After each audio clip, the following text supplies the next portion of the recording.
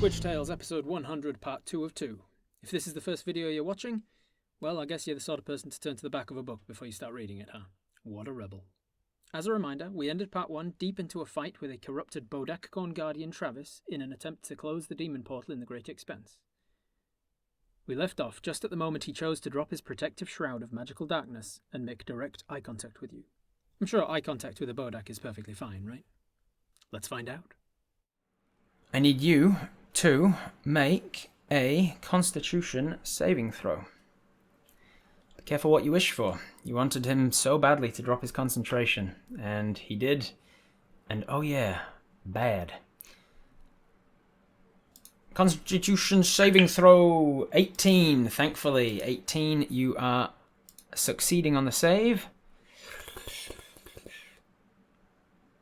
Nothing else happens there. Nothing else happens there. Okay. You drop the darkness, you make eye contact, you start to feel like something is connecting, like there's a suction, like a vacuum cleaner up against the skin, but it seems to be like inside you to your very soul somehow, and it seems to be like trying to suck the soul out of your eyes, but you manage to look away. Your constitution is strong enough that you avoid it. Action surge if you want to. Emmanuel, do you want to use your action surge now? If you action surge, you get one more action, which you can use to take the attack action, and then take 2 attacks as part of the attack action. I love this. This is my first live stream. Well, it's a good time to join in. It's your choice, Emmanuel. If you want to action surge, the other neurons in Apus's brain is saying to, but you do not have to. It's your choice. This is your turn. Yes, let's action surge. All right. So, seeing the darkness drop, you realize, oh god, we're going to need to take this thing down quick. You action surge. You get one more action this turn. You can use that to take the attack action or anything else if you want to. 2 more attacks if you want. Use silver arrows on both of them. Very clever idea because non-silvered arrows would not do any damage to it. You don't know if silvered arrows would, but you know that silvered arrows might. Okay. Aim to try and get some crossed arrows to try and kill this guy off. You can't Planar Warrior both of these because Planar Warrior is a bonus action and it only does the next attack this round, which you already used. So using silvered arrows, let's mark those off because they're going to be used regardless. There is a chance that you can.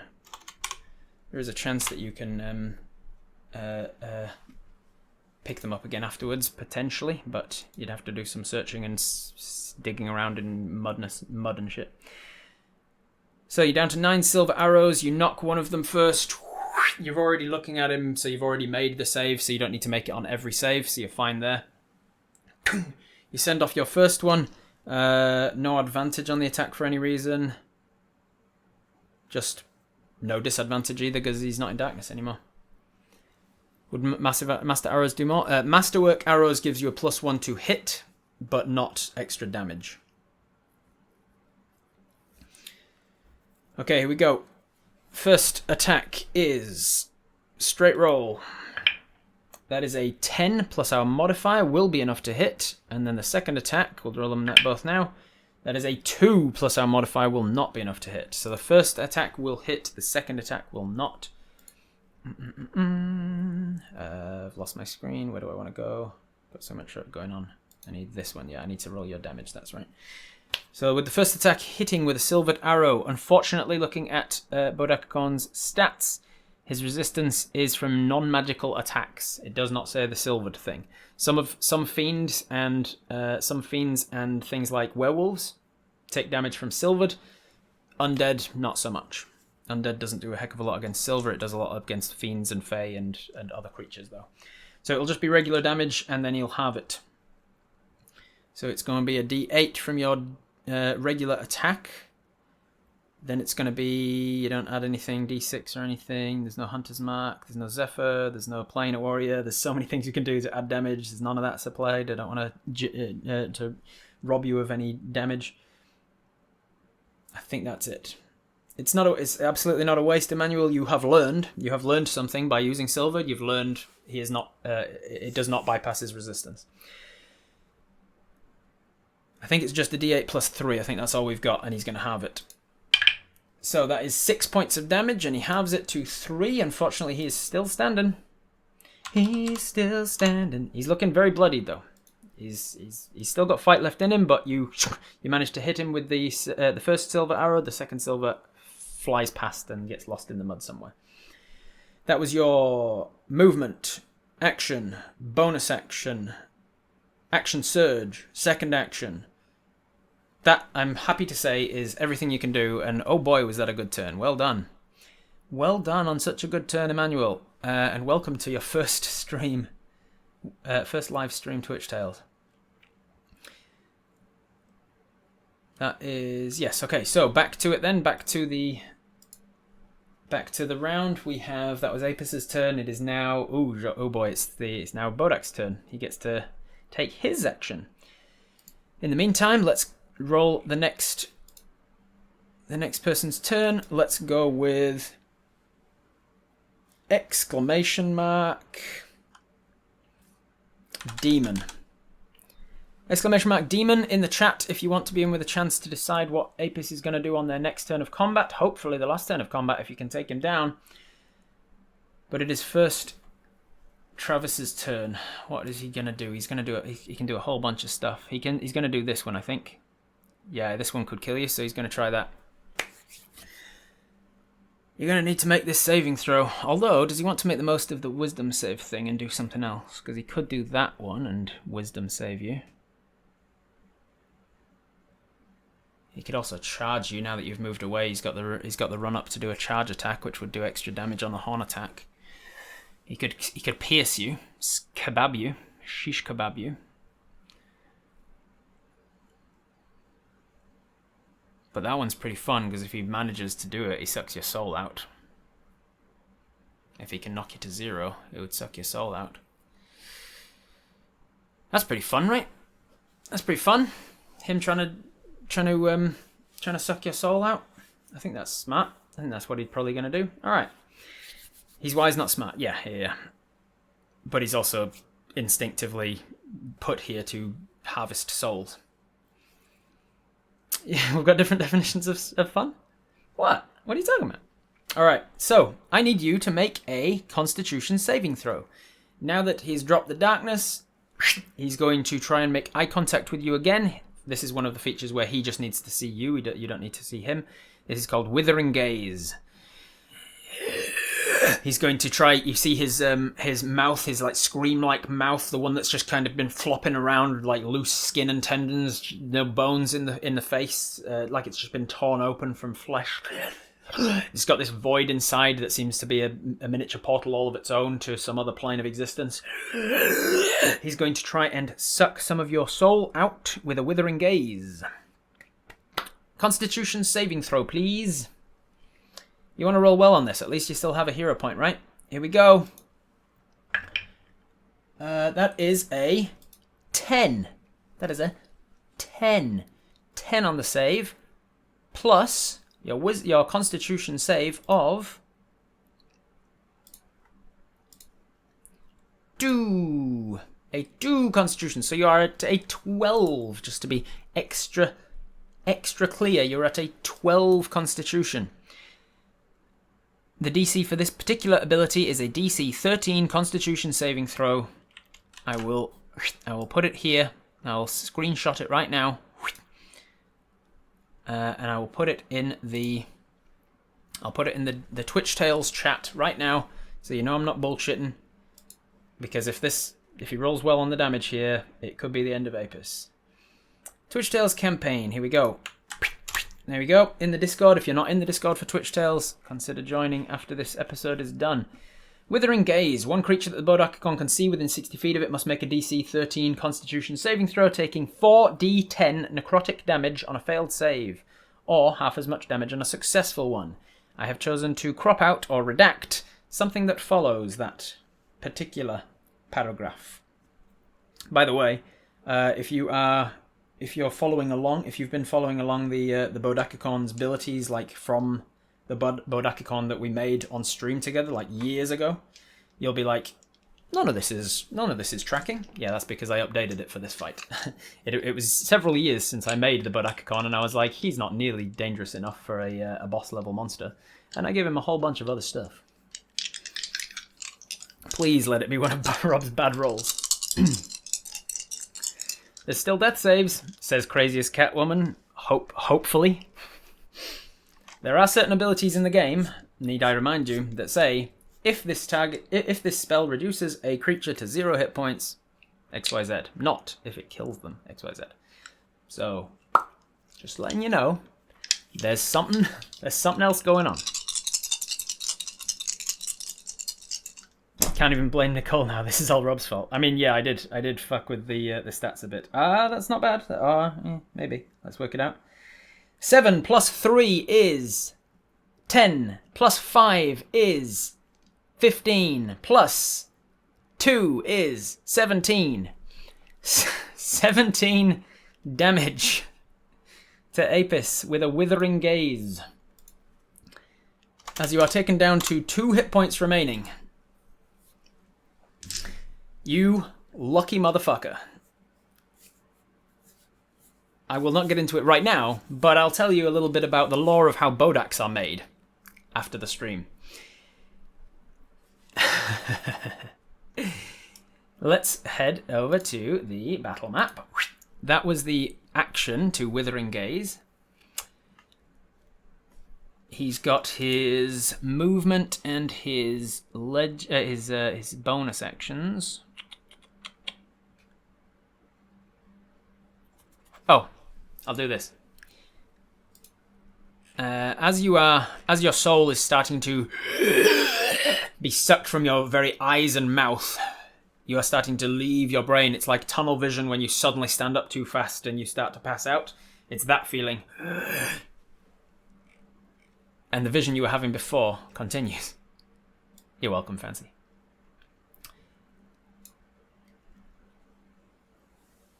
The creature hangs limply from a meat hook in one hand, sinews and tendons all that's holding its arm into its body. It drops, releasing its grip on the hook, and the mostly severed right arm slaps down wetly against its side, its fingers on that side now hanging below its knees. It steps one of its huge furry thighs forwards and begins to ambulate arrhythmically towards you.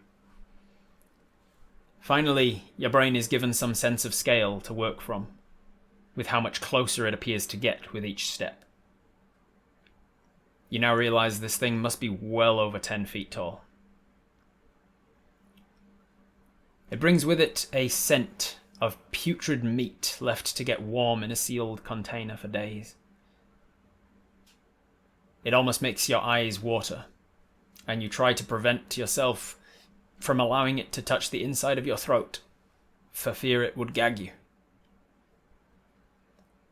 Perhaps a person of your skill could find themselves wanting a new calling, new powers to grow from, a direction and a purpose. And you realize it is potentially offering you some sort of a deal here. If you wanted to enter into some sort of pact with this creature. Your mind snaps back to yourself. Okay. You end your turn within 30 feet and take 5 necrotic. Potentially, yes. Let's see. Are you within 30 feet? Let's get real goddamn technical on this, because it's gonna be close. It's gonna be close. I'm gonna go from the center of its to the center of yours.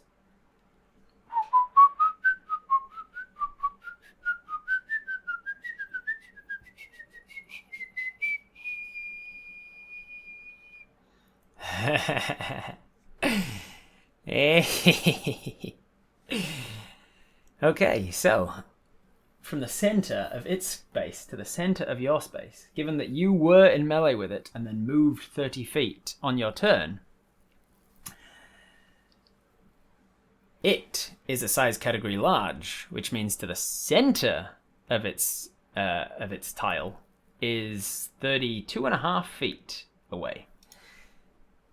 So you are not, I will say, within 30 feet of it. We're in melee and move 30 feet away. We should be 31 feet away. You are. That's how it works out.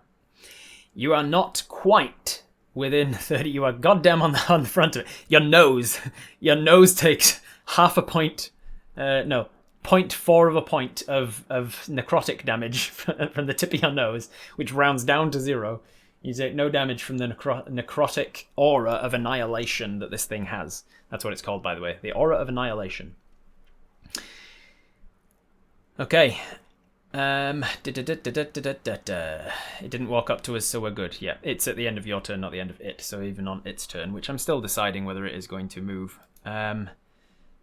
It hit you with that necrotic damage as it was withering, gazing you, and then it's got its movement and its bonus action. It could try to finish you off. It does not have advantage because of the. Yeah, it's going to do that. It's going to run up and try and finish you off with hooves. It's not as excellent because it doesn't get to do its awesome cool abilities. It's going to run up with its charge ability. If this hits you, it's definitely going to knock you to 0 because it only needs to do 2 hit points. But he charges up and then as a bonus action attack, rears up with its hooves and attacks down. I don't think it has advantage for any reason. I don't think his modifier is enough. 15. Nah, he's not got plus 13. That was a nat 2 on the dice. Nat 2 on the dice, rears up and slams it back down, and you dodge to the side heroically. Whoosh, whoosh, dodging these attacks. These hooves come slamming down, trying to slam on you, and not hitting you at all. Look at this epic fight that's happening right here. Whoosh, whoosh. Cool, awesome stuff. I miss. I do not consent. Yeah, I cast do not consent to this attack. All right, that is his movement, action, bonus action. I think that is all of Travis's go. All of his legendary actions come back. It is back to the top of the round with Minnie. Minnie, you are goddamn close. Let's see what we can do. How far away is Minnie? Can we get there? All right, let's see. How far? Let's go bird's eye view from here. Let's go top-down view to Minnie. Minnie flew over to take care of that guy, so currently is all the way over there. Boop. Minnie to him is about 120 feet. Minnie could teleport 60, key point bonus action dash 30, fly 30, and then have her action. Oh no, teleport with 0 bonus action. So no, you can go 90, Minnie. Minnie could go 90, not 100, not 120. She could go 90 and then make a ranged attack with like shuriken. You got 60 feet movement? 60 feet bonus action. Yeah, you do. That's right, because you're a monk. Monks have fucking 1 million movement.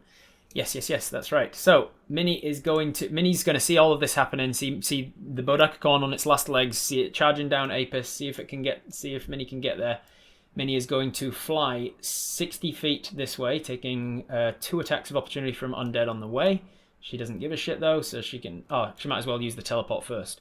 Uses the teleport to get out of the range of the minion and the undead to not take an attack of opportunity.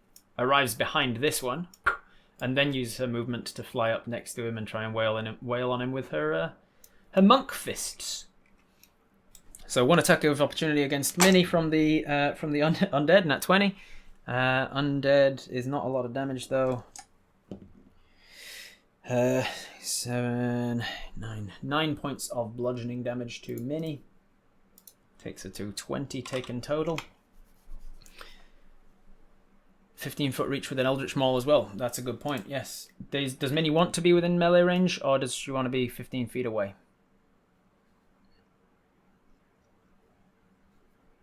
Punch him in his dumb unicorn ribs. She's been hit 2 times now. She's not impressed. What do you reckon, Wraith? With your Eldritch Maul up, do you want to just stay 15 feet away, or do you want to get right up and just like absolutely lay into him?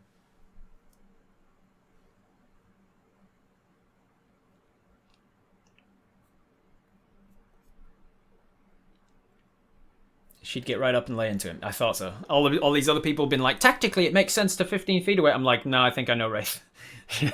Minnie would just like get right into his face. Also, a second question then, Wraith, I'll put it to you and you alone. Do you avert your gaze at the start of the turn to not look at him, or do you look at him and risk the con save?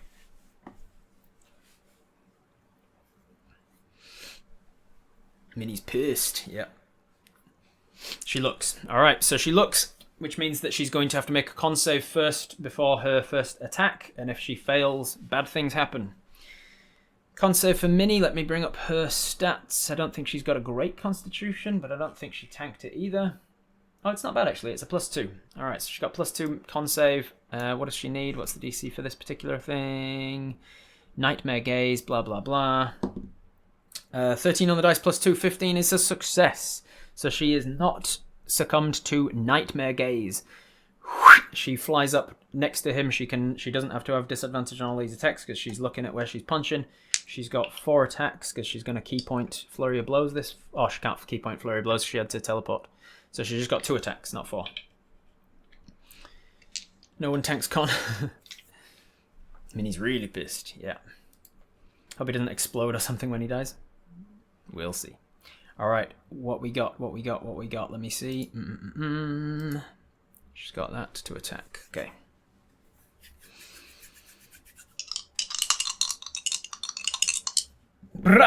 Oh, nat 20 on one of them, and a 18 on the other. So definitely hits with both. Minnie doesn't have anything she can like pump in, like a smite or anything, does she? So this is going to be a decent amount of damage.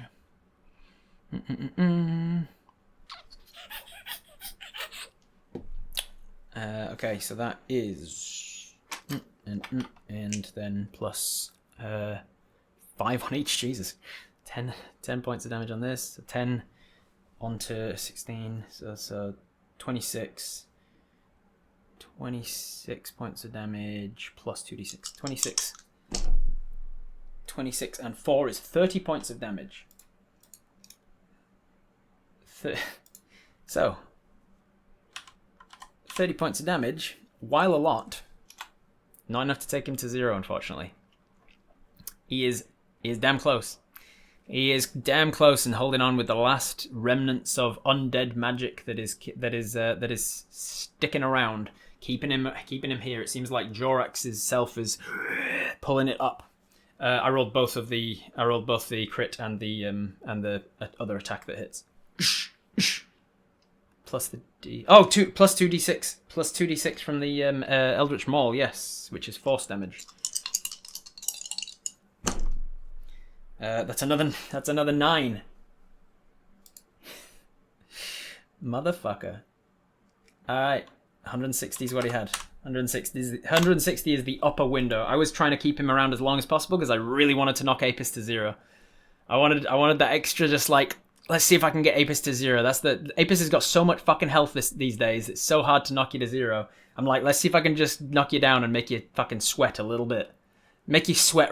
I want Mel to have to come in and save you with the adrenaline sting that she's never gotten to use. I was like, I just want one more. I was gonna be like, nah, 151 won't do it. 151 won't do it. I'll keep him going till 160 because that's his max HP. And I was hoping that. I knew that he'd die on the next turn because like Fang would turn around and fucking shoot him, but his legendary action at the end of Minnie's turn was to be like hoof attack on Apus and just knock you down to 0 at the very least. But unfortunately, with the Eldritch Maul ability from the tattoo just coming off of Minnie's slamming and punching, between you all, describe the kill. As Travis the bodakicorn goes down, not to be revived on this plane of existence anyway. What does it look like? It looks like he magically jumps up in the air apparently. when he's prone, he starts hovering sideways.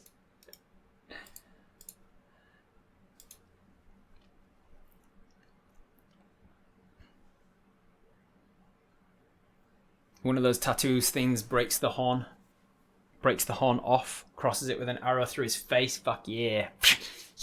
Snaps off the horn with one broken, with one of the fist attacks.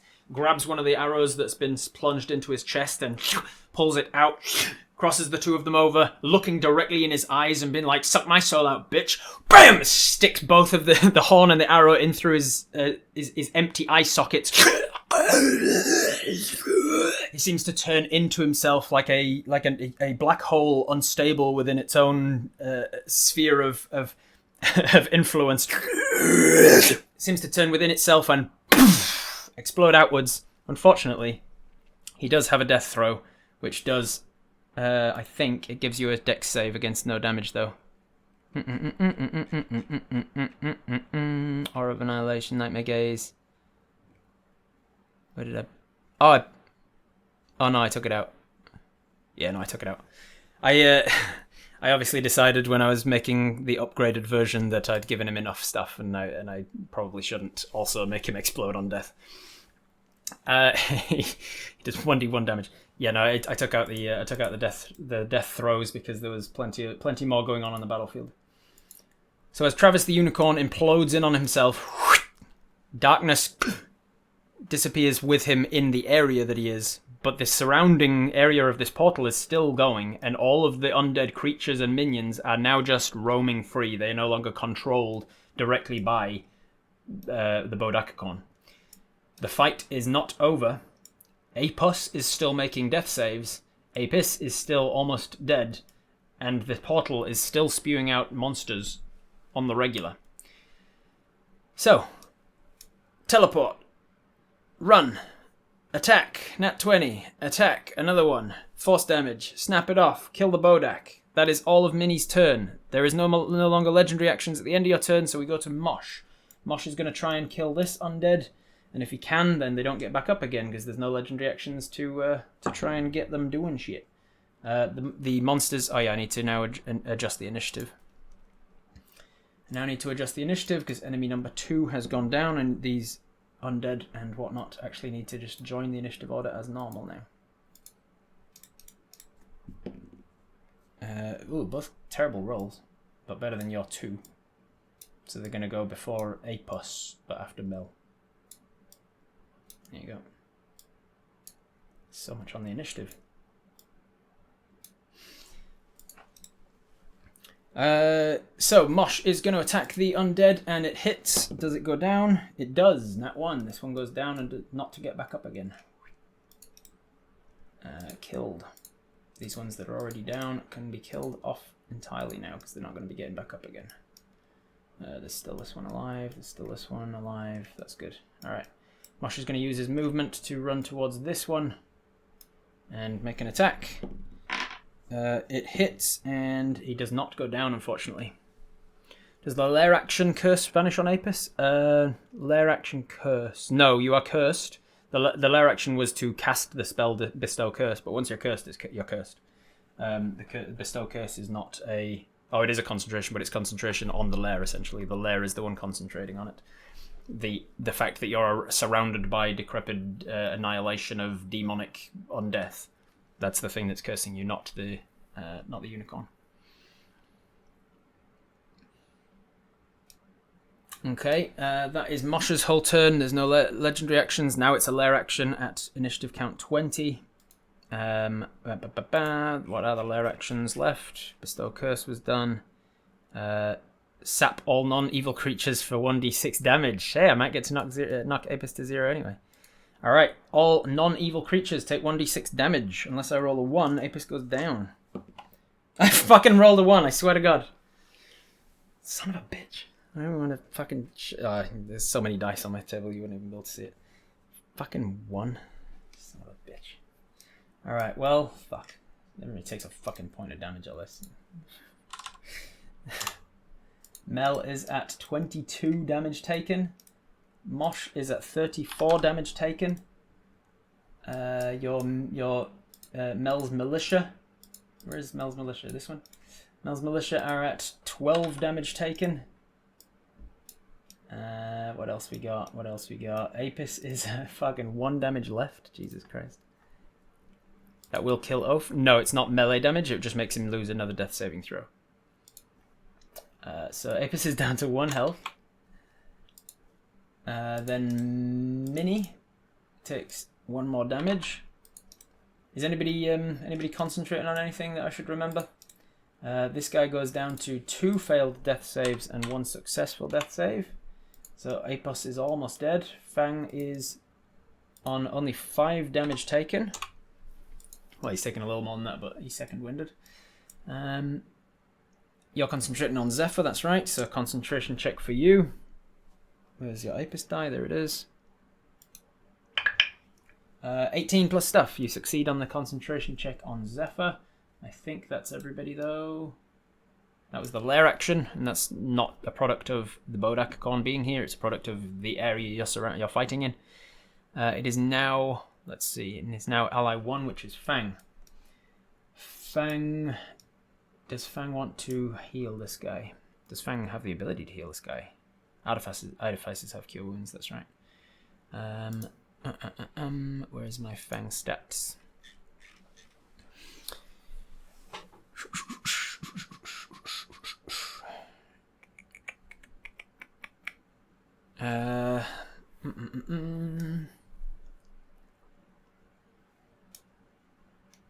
Yeah, Fang is gonna. Well, let's see, because Fang doesn't know the thing happened. Like, he fell off the rock, it was all in darkness. Fang didn't know that happened, so Fang is gonna look around, see the unicorn as the biggest threat. Minnie takes it out. He's gonna scan the area from where Fang is. Can he see that Apus is down and out? Ooh, that's a close look. Over there. Over behind the rock, there's a chance. There is a chance that he does not know that Apus is behind that rock. The feet may be sticking out from the rock. I'm going to roll a perception check just as a free action. Free action perception check for Fang. See if he knows this. Now, thankfully, Fang, while he is not proficient in perception, does have an ability called Keen Perception because of his bionic eye, which gives him advantage on perception. Gives him an advantage on perception, but he does not have proficiency in it, so it's just advantage with a +3. Advantage with a +3, and I'm going to say, what's the DC of this?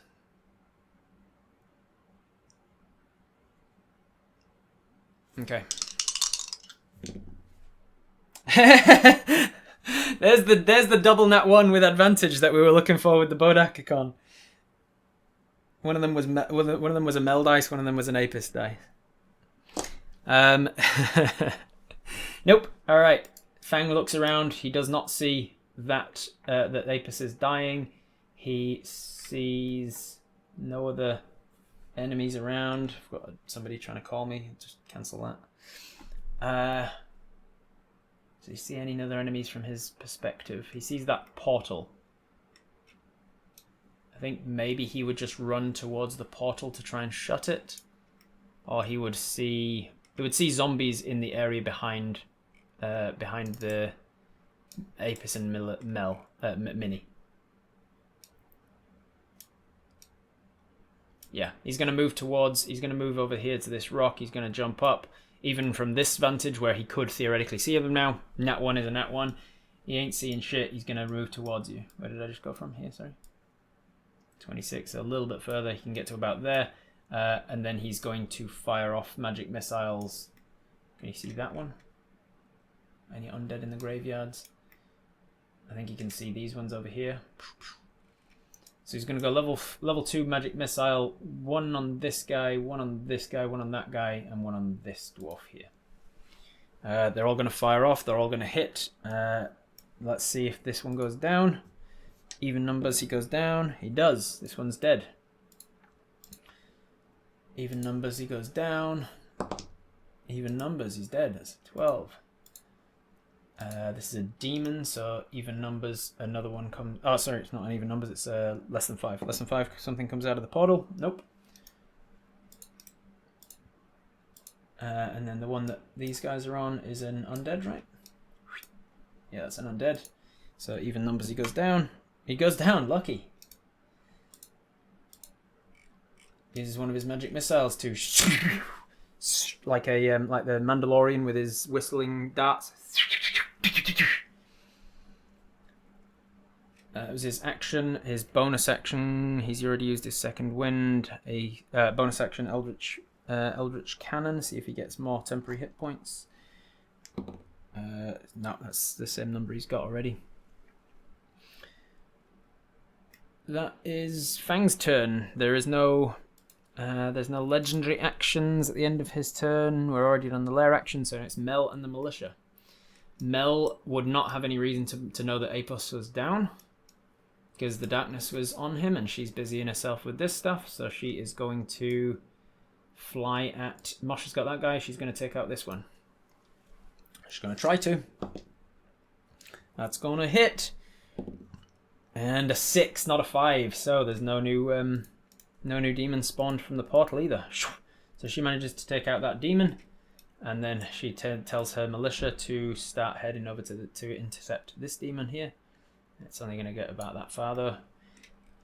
So then it's going to dash as a movement. That is Mel and her militia. Alright, let's roll up who is controlling Apus on the next turn of combat. Lily Flamingo. Are you still in the chat, Lily Flamingo? You're going to control Apus on this next turn of combat if you're still in the chat. It is now enemy 3, which is the remaining demons on the board. Let's roll to see if any more come through. They do not. So no demons are coming through the portal, but there is a chance that they will. So you need to close that portal as soon as you can, because demons are still going to continue pouring through. Who's left on the field? We've got these 3 here that were running forwards. One of them might be able to get to Apus and finish him off. How far can they get? Not that far. Bloody hell. This map's huge. This map's fucking huge, mate. Demons. Let's attack these. Let's have this demon attack these bugs first. 19 plus stuff will hit. And then they half this part, but they don't half that part. So that's 3 plus 5 is 8 plus 2 is 10. 10 points of damage total to the militia. 10 points to the militia. Takes him to 22, and I'm going to say that's enough. It takes him above the wounded, and that demon managed to get rid of those buggers. We need to heal, then the folks need to be on the portal while the others deal with the stragglers. Perhaps. We know we can't see them anymore, and we know where they were. Need to save Apus maybe. Apus has the scroll, so maybe it legs it for the portal to cast the daylight. Yeah, maybe. We have a 2nd level spell slot left, and that's it. So you have 1 Misty Step, for instance. Even with the Swarm having damage, I already accounted for that.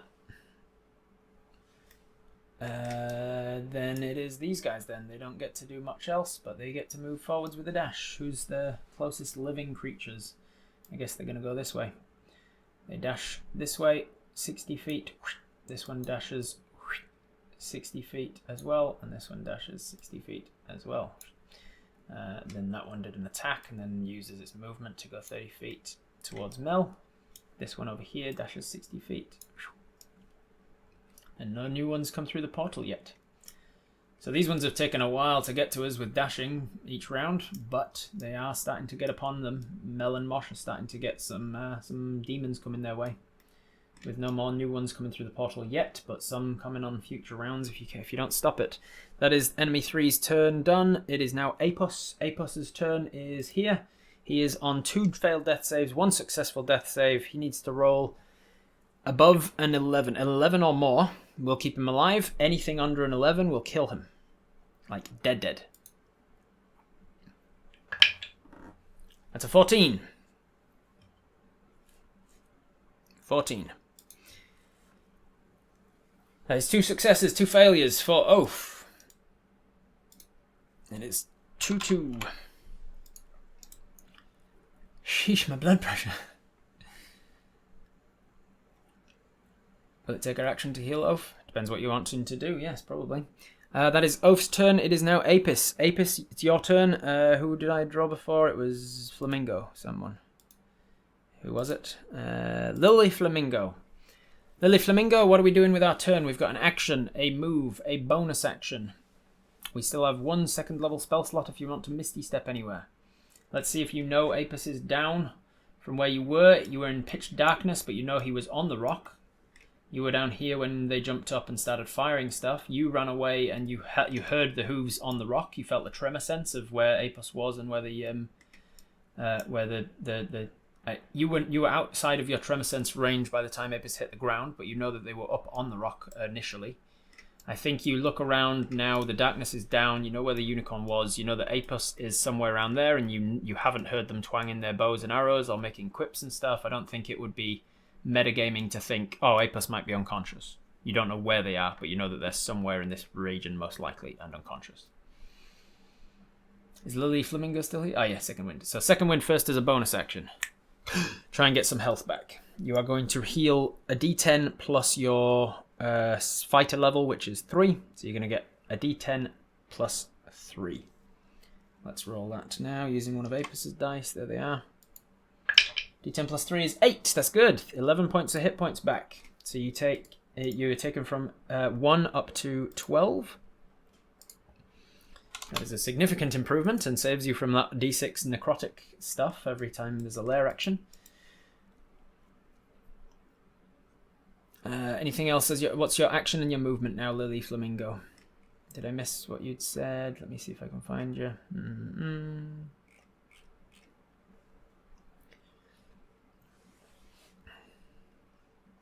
Since Apus changed back, we can't see our gauntlets. You can't see Apus at all. He's behind this stone wall. He's hidden behind this stone wall from your current view. And when they fell, they were in darkness, so you didn't know where they fell. Oh, yeah, mark off second wind. Thank you for the reminder. We've used our second wind. Look at all the stuff we're using. We've used every one of our abilities, several of our arrows. We've used one of the dice's questions today, and we got down to 1 hit point. This is a good day for using your resources. Tell Fang where he is. You could do that. Easy enough bonus action. Free action to interact. You just say, Fang, can you see Apus? And you shout over there. Fang, can you see Apus? They were over there somewhere. The fake figure, the changeling. Oaf, can you find Oaf? So free action, just shout that out so that Fang is aware that Apus is over there somewhere. Oaf. You want to move towards the area? Yep, so you know that they're over there, so you're going to use your 30 foot to move to there. From here, unfortunately, being a dwarf does not help you. You still can't see over the wall. You don't know that they're there. But you've moved 30 feet towards it, so that's your movement, that's your bonus. You've now got an action left, so you could action to dash and move your movement again if you wanted to continue moving that way. Or you can use your action to cast one of your spells or something if you wanted to do that. Tremor sense from here? Oh, that's a good point. Are you within 30 feet now?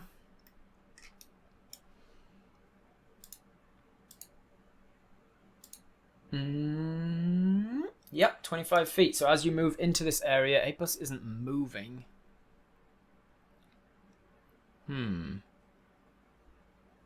I'll give you a free perception check. If you roll well enough, I'll allow you to know that they are there behind the other side of the wall. Free perception check to see if you can tell.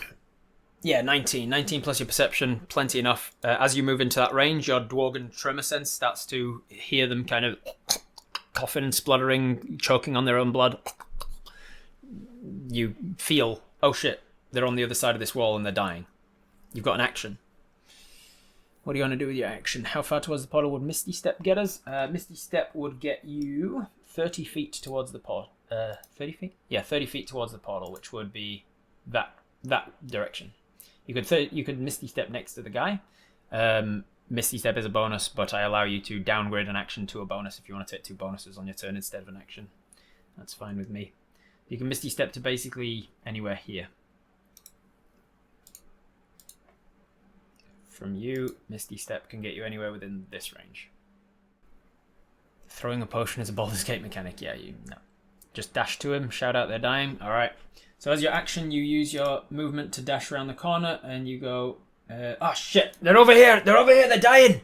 And you get next to them in an attempt to do a medicine check on their next turn, which is going to be really dramatic if you've just got to them before they die on their turn, if they fail their next death save. I will say that now that you can see them, however, now that you have rounded the corner and you can see them, because they are unconscious, they have returned to their normal form, which you have seen once. It's like a blank canvas kind of a creature. It's got all of the indications of features of a humanoid. It's 2-legged, 2-armed. It's got a head on the top, no tail. It's kind of got a bump in the center of the head that would be a nose, and bumps on the sides where the ears would be, divots where the sort of ocular sockets would be. But it's like stark black and white and slightly shifting, just gently, not quite as stark as Rorschach, but similar. It's got this malleability to this generic body form where it can become anything from this. That is your entire action to get there. That is an action, a bonus action, and a movement, and a free action to shout out Apus is dying over here.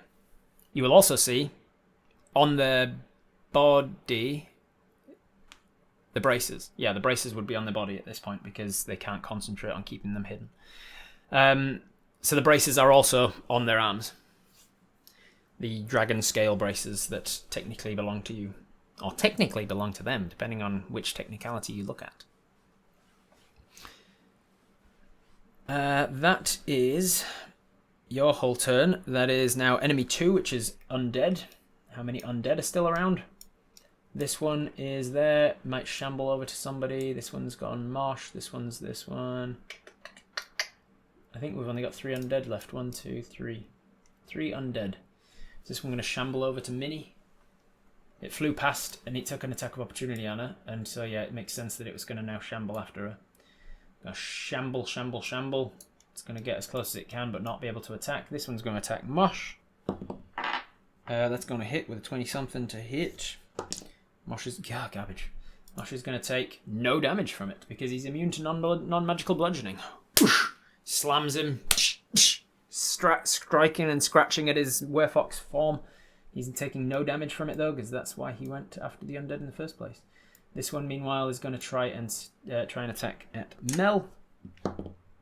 That is going to... Oh, maybe hit. What's Mel's armor class with her leather on? Since she's got leather armor now.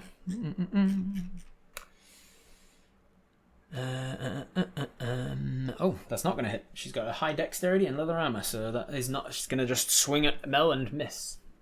And I think that's all of the undead. Because he killed the others. And the area is not raising more. Because unlike the portal, which can spawn more demons while you're waiting, the raising of the dead was more of a unicorn, a bodakicorn thing. That's all of the enemy. It is now back to the top of the round. Ally number 2. Ally 2 is Minnie. What are you doing, Minnie? What would Minnie do in this moment? She's got a shambling thing over there. Apus has just said, ah shit, he's over here, he's dying. Would Minnie have any healing? I don't know that Minnie has any healing, right? Let me check her stats here. I don't think I wrote anything down. She didn't have any healing potions on her, I know that much. She... Stunning Strike, Evasion, Key Stuff, Shadow Magic. She can cast Darkness, Dark Vision, Pass Without Trace, Silence, Fairy Fire, Enlarge Reduce, Disguise Self. She can end Charm or Frighten on herself. Disengage, dash, double jump distance. She has the adrenaline thing. Oh yeah, yeah, the adrenaline that was given to her as a smelling salts, essentially, right?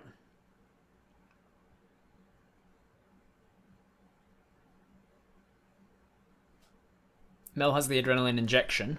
Didn't, but we gave. I got a vague recollection that somebody at some point recently, one of the hobgoblins maybe gave you some adrenaline vial. Is that what you guys are talking about? You forgot the lair action? I didn't forget the lair action. The lair action happens at initiative count 20, which is between ally 3 and ally 1. Is the adrenaline thing... She has decent wisdomness. She could just do a medicine check if she wants. Alright, well, let's go again. So she is just going to fly then. She's going to fly over to him. She's got 60 feet of movement, so don't worry about counting it out. There she goes. She gets over to him. As an action, she is either, if she has one of the adrenaline things, she's going to use it. If she doesn't, she just makes a medicine check. The sim is going to be set either way, like with the stabilization, I think. Fly past and make a medicine check from Minnie. Minnie is good. That is a 14 plus stuff. The DC is 10. When you do a medicine check in my games, it doesn't automatically stabilize someone. It just gives them it gives them one success onto their saving throws. So it takes him 2-3 successes, which does stabilize him. So he's no longer dying as Minnie arrives. Apus is going, shit. He's dying. They're dying. Minnie flies in and's like, well, take this out of their mouth then, idiot. And pulls like a couple of like broken teeth and stuff. And then starts doing chest compressions. Bam, bam, bam, bam. Punches him in the sternum enough to make him cough up the blood that he was choking on. And Minnie's like, okay, we're good. Stabilized at the very... tips his head to the side, puts him in recovery position. I think we are still in initiative order because there are still minions on the board, however. So that is your movement, your action. You've still got a bonus action, Minnie, but I don't think there's much you can do. We're going to move to ally 3, which is Mosh. Let's see if he can take out this bad guy. He hits. Does it stay down? It does. All right, finally. Okay. Stays down, and then Mosh is going to use its movement, try and finish off this undead. If he can finish this guy off, he does. All right, stays down. Mosh tears them apart into chunks. He looks at the demons and he's like, demons can hurt me. And he's like, you got this, Mel. And he's going to start running back over to the undead to try and finish them off. He's got this undead to deal with later. That is Mosh's turn. It is now the lair action. The lair action can do the... it's not going to do that again. Can't do this one again yet. It could do that, but I feel like we're running low on time, so I'm not going to spawn more minions. The lair action could be to spawn more minions, but for brevity's sake, I'm not going to do that. Especially because the portal is still so far away that the minions would take like 4 rounds to get to you to actually have any effect, so it's just kind of wasting things. So if needed, I'll remember that, hey, minions are still coming out of this portal, remember. So, ally number 1 is Fang. Fang is now here. Fang is going to try and heal Apus if he can get to them. Can't quite get to them. Fang's going to get there. I usually allow an athletics check to see if you can push yourself a little further than usual. Nope, not with that roll though. So Fang can't get to them, so Fang has got rangery spells they can do. They are just going to, I mean, kind of a one-trick pony, but it's working. Going to cast 2nd level magic missile at 4 of the minions, try and finish them all off. Don't need to roll for them. That guy stays down, which I think is all of the undead now. I think that's all the undead dealt with. All right, so we can take enemy number 2 off the board. There we go, dealt with. And then the 3 more.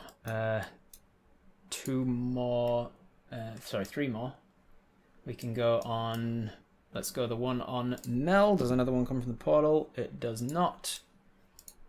The one over here, does another one come from the portal? It does. So this one actually just, it disappears, but another one comes out. Probably delaying the inevitable, but whatever. And then the last one on this one, another one comes from the portal. So demons are coming. I want to keep stressing the demons are still coming from the portal, and you need to kill all demons and deal with the necrosis and everything of the area, or not if you're going to close this portal down. If you leave it open, the Travis potentially could reform on the abyss and come back out again at some point. Not during this fight, but in the future. And then he gets his temporary hit points to all people in the area, which is the protector feat. 8! Maxed it out, so everybody here gets 8 temporary hit points.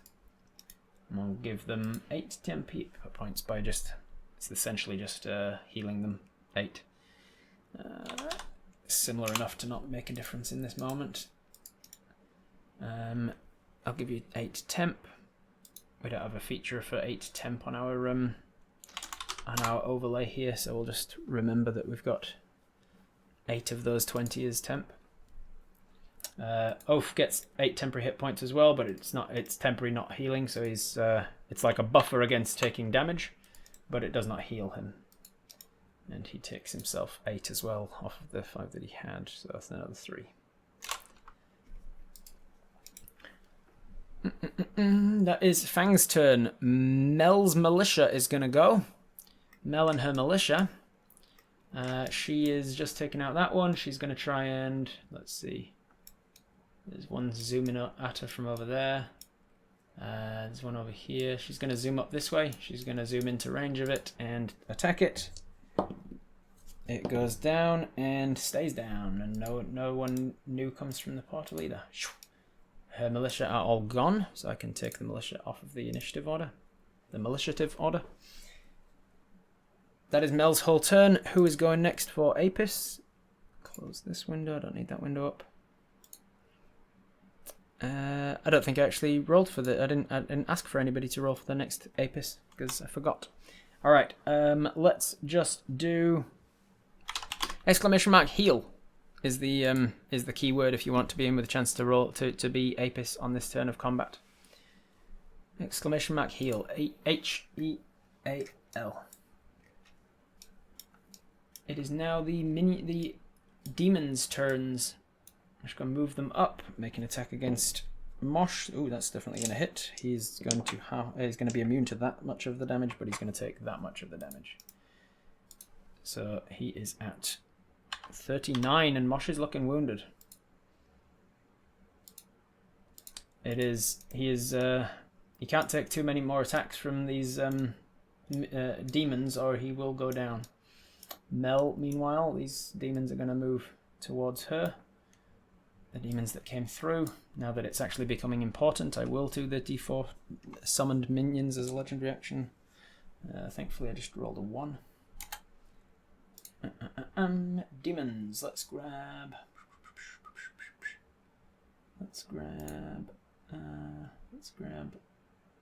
this guy, and then let's make him tiny. And he's going to zoom out of the portal, and he's going to come over towards Mel as well. So Mel's potentially getting swarmed by a couple demons here. Mosh is getting attacked by some demon down there and is now looking bloodied. You're healing people down there. Okay. Who is controlling Apus? We've got High Tech Geek. What do you want to do, High Tech Geek? It is now your turn. Sorry to forget to give you warning. That's on me. We have a scroll of daylight. We have a liter of holy water. And there are demons coming from the portal potentially every round. We've got 1 level 2 spell slot. Is Apus technically up with the temp? No. I said that specifically. It does not heal a person. It just gives them a buffer against subsequent damage. But they are stabilized. They're not dying any further, but they are unconscious still. They're down and they're in and out of consciousness. And can anyone read the scroll? Yep, anyone could read the scroll. If it is a spell that is not on your spell list, you must make a spellcasting check in order to successfully cast it, as per my spellcasting rules. The holy water should be closer to the portal, shouldn't it? If you want to get the holy water close to the portal, you can. Alright, so High Tech Geek says cast the spell scroll and start spreading holy water around. Okay, so as an action we are going to cast the spell scroll Daylight. Let me look it up to double check everything, make sure I'm getting everything right about it. Don't want to screw you guys. Spell name Daylight. It is an action to cast, so it's an action to read the spell. It is a range of 60 feet. You choose a 60-foot point, so you choose a range within 60 feet, and then from that point, a 60-foot radius of light spreads out from it. The sphere is bright light and sheds dim light for an additional 60 feet. In my house rule, because the name of the spell is fucking Daylight, it is sunlight, not just bright light. It is considered sunlight. The sphere is sunlight and sheds dim light for an additional 60 feet beyond that. If you choose a point on an object you are holding, or one that is isn't being worn or carried, the light shines from that object and moves with it. Completely covering the affected object with an opaque object, such as a bowl or a helmet, blocks the light. So you can cast it on a pebble, for instance, and have like a daylight pebble and move around with it, and it's a mobile thing, or you can choose a single point so that it can't be moved or covered up, for instance. If any of the spell's area overlaps with an area of darkness created by a spell of 3rd level or lower, the darkness is dispelled. And it is on the Cleric, Druid, Paladin, Ranger, Sorcerer, Light Domain, Circle of the Land, and Celestial spell lists. Which means that it is on your Ranger spell list. It is a Ranger spell, which means that the DC of the casting check will be a lot lower. And I haven't had to do a spell scroll in a while, so let me just swat up on reminding myself how I do things. Basically, you can read a scroll without a check if it is of a level you can cast and on your spell list. It is on your spell list, but it is not a level you can cast, so there is going to be a check involved. Now, how do I do it? It's on my all you should know document, isn't it?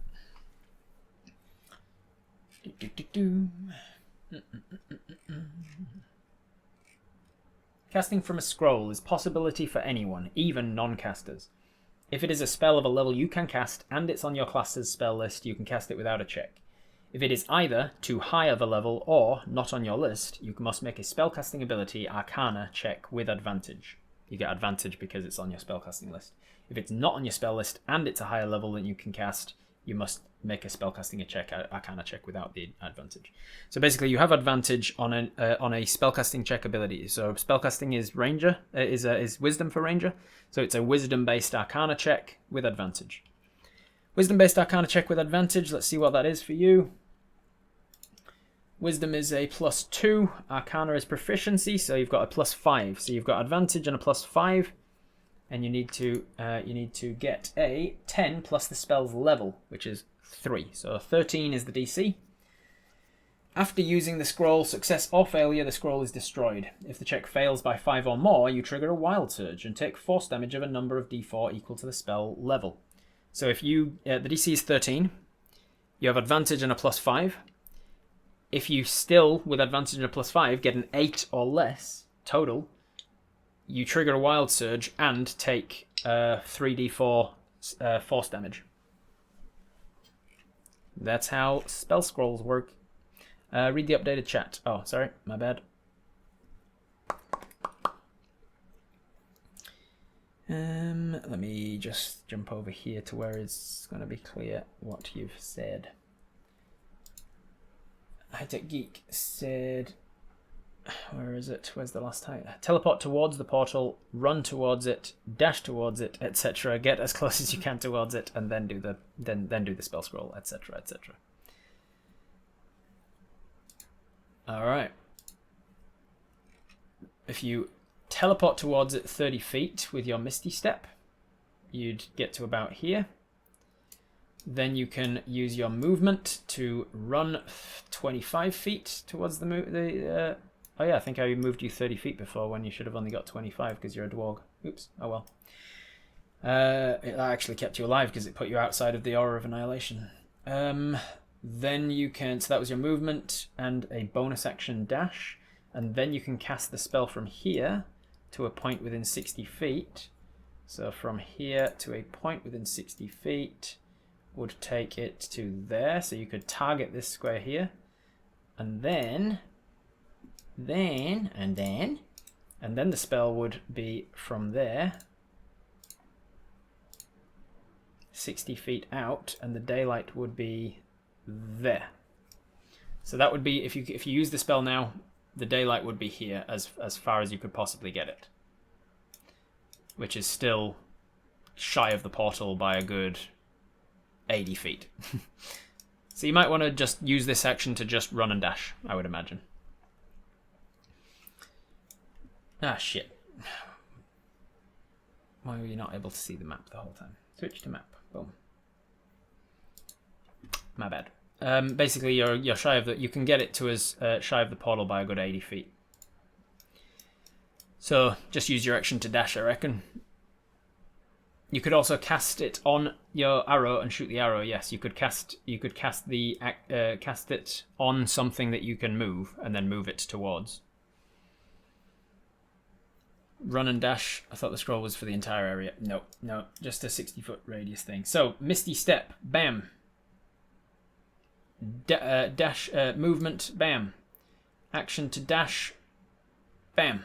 That's it. You get all the way to there. That is your action, your movement, and your final spell slot for Misty Step. You are out of spells. But you are closer and closer to the portal now. You can see that there are demons coming through the portals and demons getting closer, so you're putting yourself in danger by getting closer, but it's okay. If you can get daylight on, you should be able to get something working. If you can close this portal. Exact distance from you to the portal now is 175 feet, give or take. There you go. You've got a spell scroll. You're out of spells. You've got a bunch of healing. You've got a bunch of holy water. You can try and get closer and closer. Basically, if you want the portal itself to be within the daylight radius, you need to get within 120 feet of the portal. Then you can choose a 60-foot point to go out from, and then the 60-foot would radiate out from there to hit the 120. All right, that is Apus's action, bonus action, movement. That is all you can do on your turn. Let's get another Nightbot open. The bad guy going down does not necessarily mean the end of the fight, because your friends are still fighting demons, and you've still got a mission to succeed. So, !light if you want to be in with a chance to control Apus on the next turn of combat. L-I-G-H-T. Top of the round, we've got ally 2, which is Minnie. What is Minnie going to do? This guy is now stabilized. There's not much she can do. Is she going to go, I think she would go and do crowd control on the demons that are coming out, right? She'd use a movement to get 60 feet. She's going to use a key point to bonus dash with Step of the Wind. She gets 60 feet again, so she gets to about there with a bonus dash. And then she goes action to dash as well and engages these minions in melee. She's like, fuck you guys. I'm gonna mess you up, mess up your day. Come to me and not to Apus. I'm gonna take out the small minions. I've got lots of attacks. That is her whole action though, bonus movement and action. It is now ally 3, which is Mosh. Mosh is going to try and take out this demon before it gets an attack back on him. He hits. Does another one come through the portal? It does not. Mosh manages to tear this demon's face off before it manages to get to him. He now has no other undead to deal with, no minions on this area, so he's going to do the same as Mel and just go and try and deal with these demons over here. Boom, that's his movement to there and his action to attack. That is ally 3. Ally 1 is now Fang. Fang is over here. He is now going to use the last of his movement to get to What's-His-Face and cast Cure Wounds at level 1. Gets Apus up. Alright. Heals him 4. He's got 3 and his intelligence modifier 4, so he heals him for 7, and then he's got 8 temporary hit points, so he's got 15 hit points left, this guy. How am I going to track that? 15 off of 85. No, 15. He's on 15. We're counting up with this guy. Okay, he's healed him. Apus is awake. Fang is going to use the rest of his movement to try and get somewhere closer to the thing, and then bonus action. I don't think he's got much he can do, so that's going to be him. Then it is Mel. Mel's turn. Mel is going to try and fly over to the to engage the demons. She's going to fly over to engage this one particularly. Try and stab him. Stab him in the face. She misses. Damn it, Mel. Misses with her attack. That's all she can do. She's waiting on the command to soporific spores if needed. That's all she can do. So it's now enemy's turn to the demons to retaliate. So let's see who's controlling Apus. The friend of the fiend. Friend of the fiend, you're controlling Apus. What do you want? Apus, sorry. What do you want to do? The demons are going to attack back. Clap back. One of them is going to say it's the exact same roll against Mel, so they're both missing each other. This one. It's because she's so high. Look, she's flying. You need to get closer to him, mate, if you want to actually hit him. This one is going to go for Minnie. It's going to attack Minnie. This one's also going to attack Minnie. I think that's both of them. Is there any others around here? That might be all of them. I think that's all of them. I think that might be all the minis. All the demons. Alright, so 2 on Minnie. That is a miss and a hit. 21 arm class, right? Yeah, just hits. 21 and a miss. So one of them is going to hit you and one of them is going to deal 11 points of damage total. Minnie takes 11 more. Bam. She's getting scratched and slashed by demon claws, necrotic damage, and all sorts of stuff, but not looking wounded yet. Then it is Oaf. Oaf is going to get up and go, I guess. Yeah. Oaf, get to your feet for half the movement. He's got like 12.5 movement. Oh, he's actually in this form, he's got 25 movement left. 25 movement. He's going to use a bonus action to retake the form of Apus. And then his... use the last of his movement from getting up to get to there. No, fuck it, he's going to climb up onto here. Last of his movement to climb up onto the rock. Bonus action, turn into Apus. And then from here, try and... What's he got? He's going to just try and shoot one of those demons without getting a nat one and hitting Minnie. Yeah, that's going to do it. Shoots the minion. Does another one? It does. Another one spawns from the portal, however. So his arrow goes true. Does not hit his friend Minnie, but as he kills it, another demon that seems to like poke its head out of the portal. Why wouldn't he heal himself? Because he's more interested in finishing this this mission.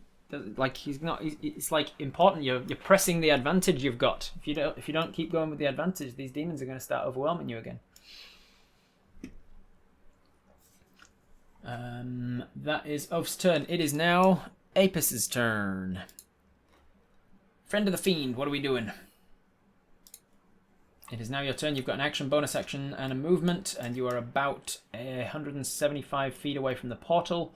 You need to get to within 120 if you're going to include the portal as part of the daylight spell.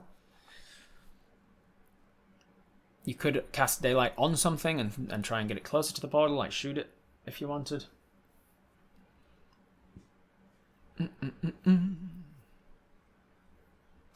How's everybody doing on health? Apus is on 20. Mosh has taken 39, which is into his wounded stats. Minnie has taken 24, which is only halfway to her wounded, so she's only like a quarter. Apus is on 15 of 85, so he's heavily wounded still. Fang's doing fine. Fang's barely taken any damage. Well, he has, but he's healed a lot of it with his second wind and his protector ability. Friend of the Fiend says we can use a bonus for an extra 5 feet movement if we're not using it. Correct? Correct. If you're not going to use your bonus for anything else, you can get an extra 5 feet of movement that round, because that's a product of being a ground dwarg with slightly longer legs than the other dwargs. More used to going overland rather than through tunnels. We should ask Minnie to use the scroll since we're still cursed and she's got more wisdom and you don't feel very wise.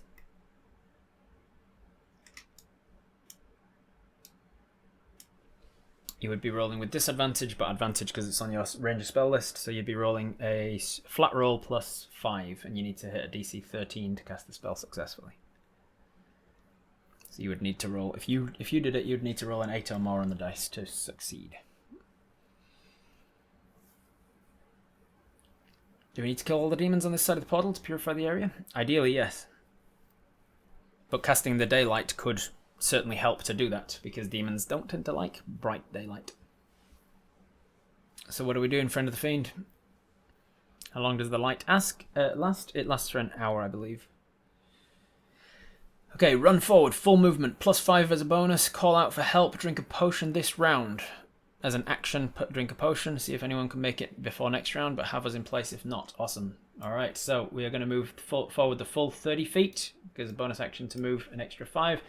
As an action, you're going to carefully pop out a healing potion. And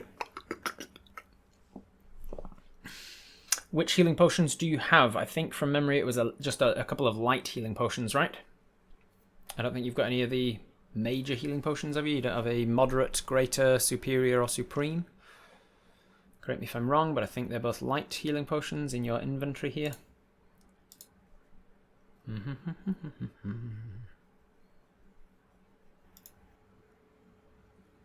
I think it's just a regular healing potion, yes. Nobody said otherwise. Normal potions. This in the character sheet was just normal potion. Alright. Potion of healing. As per my rules, if you use an action to drink it, as we just have, you don't have to roll for it, you just heal the maximum damage it could do, which is 2d4 plus 2. So you get 10 hit points back. So instead of 20 hit points, you're now on 30 hit points.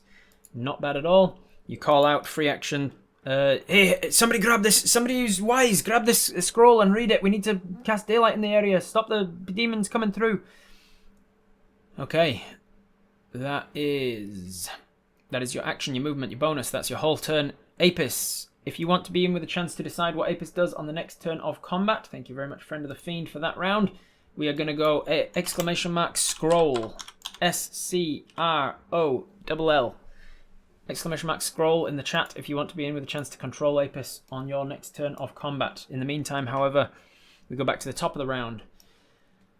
Top of the round. I think I forgot the lair action that turn, didn't I? With demons coming out of the portal, which I would have done for that much. So there were more demons coming out of the portal now. Can I like copy and paste them or something? Copy paste. Or do I have to go down here and grab them out of this library? 1, 2, 3, and let's go 4. There you go. They came out of the library. They came out of the portal on the last lair action. It is now Minnie's turn. Minnie has just heard from Apus. Come and grab this this scroll. Minnie has good wisdom. She's going to leave that guy and take a melee attack of opportunity from him. How much was that? 60 movement. So that's going to be use all of her movement to get there. He's going to take an attack on nat 20 on her. So she's going to take a d8 plus a d6. Maxed is 14. 14 plus 2 is 16. 16 plus this. 16 plus 7 is 23. She's going to take 23 damage from this this slamming attack as she gets smashed. It takes her up to almost her wounded amount. She takes an attack of opportunity, flies out of his melee range, gets into melee range with Apus, who had prepared the scroll for her to grab. She grabs the scroll from Apus. That is her movement. She's still got bonus and action. As a bonus action, she can now do her teleportation dash thing 60 feet closer. She teleports closer, and then as her action, she's going to read the scroll. She's going to choose a point within 60 feet, and she is going to attempt to make the scroll radiate out from this point. So this is the point she's going to choose, like right there. And then it's going to try and radiate out. Fucking hell. What do I mean? Stop it. Stop it. From this point, it would radiate out 60 feet. And that much would be daylight. This much. That would be considered pure daylight, sunlight, which would certainly help to fuck up the portal parameters on this side of the portal entirely, if she succeeds on the check. Now, you have chosen to give the scroll to a monk who cannot cast spells. So it is no longer on the ranger spell list. It's now, is it on the monk spell list? It is not on the monk spell list. And it is above, it is a third level spell, which is above the spell level she can cast. So she does not have the advantage that you had, which was cancelling out the disadvantage that you had. So it's basically a straight roll for you or a straight roll for her. And either way, it's a straight roll. The benefit of giving it to Minnie is that you have a +2, +5, I can't... No, actually, it's a detriment to giving it to Minnie, because for you it would have been a straight roll +5. And for her, it is a... did I accidentally close my notes? I did. I closed my fucking TT campaign notes during the game. She is not proficient in Arcana, so she has a better wisdom than you, but she's not adding her proficiency, which you would have. So, wisdom +4, thank you. So she's got a +4 rather than a +5, but at least she was able to get there on your turn. So instead of you doing it for a straight roll +5, it's her doing it for a straight roll +4, and she now has to roll a 9 or higher for this scroll to work. If it does not work, if she gets an 8 or lower, the scroll is destroyed. If she gets a total of 8 or lower, the scroll is destroyed. She takes 3 3d4 psychic damage, force damage rather, and there's a wild magic surge. We are cursed though. Yes, we are cursed though, but that doesn't matter because the cursed gives you disadvantage on a wisdom check. The fact that it was a ranger scroll gave you advantage on the wisdom check. It cancelled out. So either way, it would have been the same but better for you to do it. But hey ho, you've done it, and that's what's happening. Let's go to dice camera, and she needs a 13 total. She needs to roll a 9 or higher on the dice. 9 or higher on the dice. Here we go. That is a 4. That is a 4 on the dice. 4 plus 4 is 8. 8 is 5 less than the number you needed, which means that the scroll is destroyed. She triggers a wild surge, and she takes 3d4 force damage from trying to cast a spell that she does not know how to cast. She grabs the scroll. She tries to understand how does this, and then I don't know what this spell, and then it starts to burn away. Ah shit, I'm losing. There's burning marks coming through it. And she just cannot do it. Cannot do it. Minnie is going to take 7 plus 2 is 9 points of force damage. 9 points of magical force damage, which takes her into bloodied. She is now looking 40, that's 56. She's at 56. 50 was the bloodied point, so she is now past bloodied. The scroll is destroyed, and we get to roll a wild surge, see what happens. Rob, can I spend a wouldn't it be cool to add the pie? I don't... Did she have a pie on her, which would add a 3.14159 to the roll, which would prevent her taking the damage? It would still destroy the scroll. It would still destroy the scroll. Do you want... Are you cool with using that? It would destroy the scroll, she just wouldn't take the wild surge and the extra damage. We would have failed that same roll? Not necessarily, because I would have rolled slightly differently if it was you. And also, you would have failed it, but you wouldn't have taken the wild surge and the rest of it. Maybe the wild surge is closes a portal. Wild surge, cast daylight on you. I think one of the wild surge options is something to do with daylight, actually.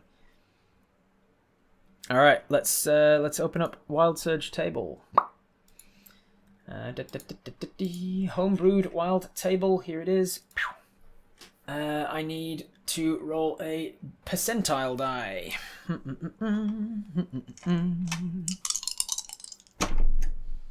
97. Yeah, not super useful. As the scroll is destroyed, Minnie is surrounded by ethereal, faint music for the next minute. Just like Fey-like strings and plinky-plonky musics and panpipes and things, but not good ones. She's surrounded by faint ethereal music for the next minute. That's the wild surge. She takes a bunch of force damage from fucking up the scroll. The scroll is gone. On to plan B, I guess. We're still in initiative order because of this problems that are happening. It is now Mosh's turn. Mosh is going to... What are you doing? You need to come up with more plans. Mosh is going to... Where is he? He is over there. He's going to continue running his way forwards towards the problem areas. He's going to use his full 40 movement to get to there, and then he's going to dash forwards to engage this demon in combat so that he can fuck it up. Does it help to make this side different from the other side? Tiny little amount of faint ethereal music. Yeah, there wouldn't be faint ethereal music in the other side of the portal. So, you know, in a minor amount, you've definitely helped. You have to get on close to the portal and consecrate it, I guess. You need to start doing religion checks or some shit. You need to start praying, or the holy water. You've still got a liter of holy water, so that's certainly going to do a hell of a lot. You start spreading the holy water around these areas of like these tentacly worm shits that's growing up. If you get a nice close look at these pillars as well, look, like the pillars have got the crap growing up the bottom of it. Fancy's done a fantastic job of that. Look, all the pillars further away doesn't have that.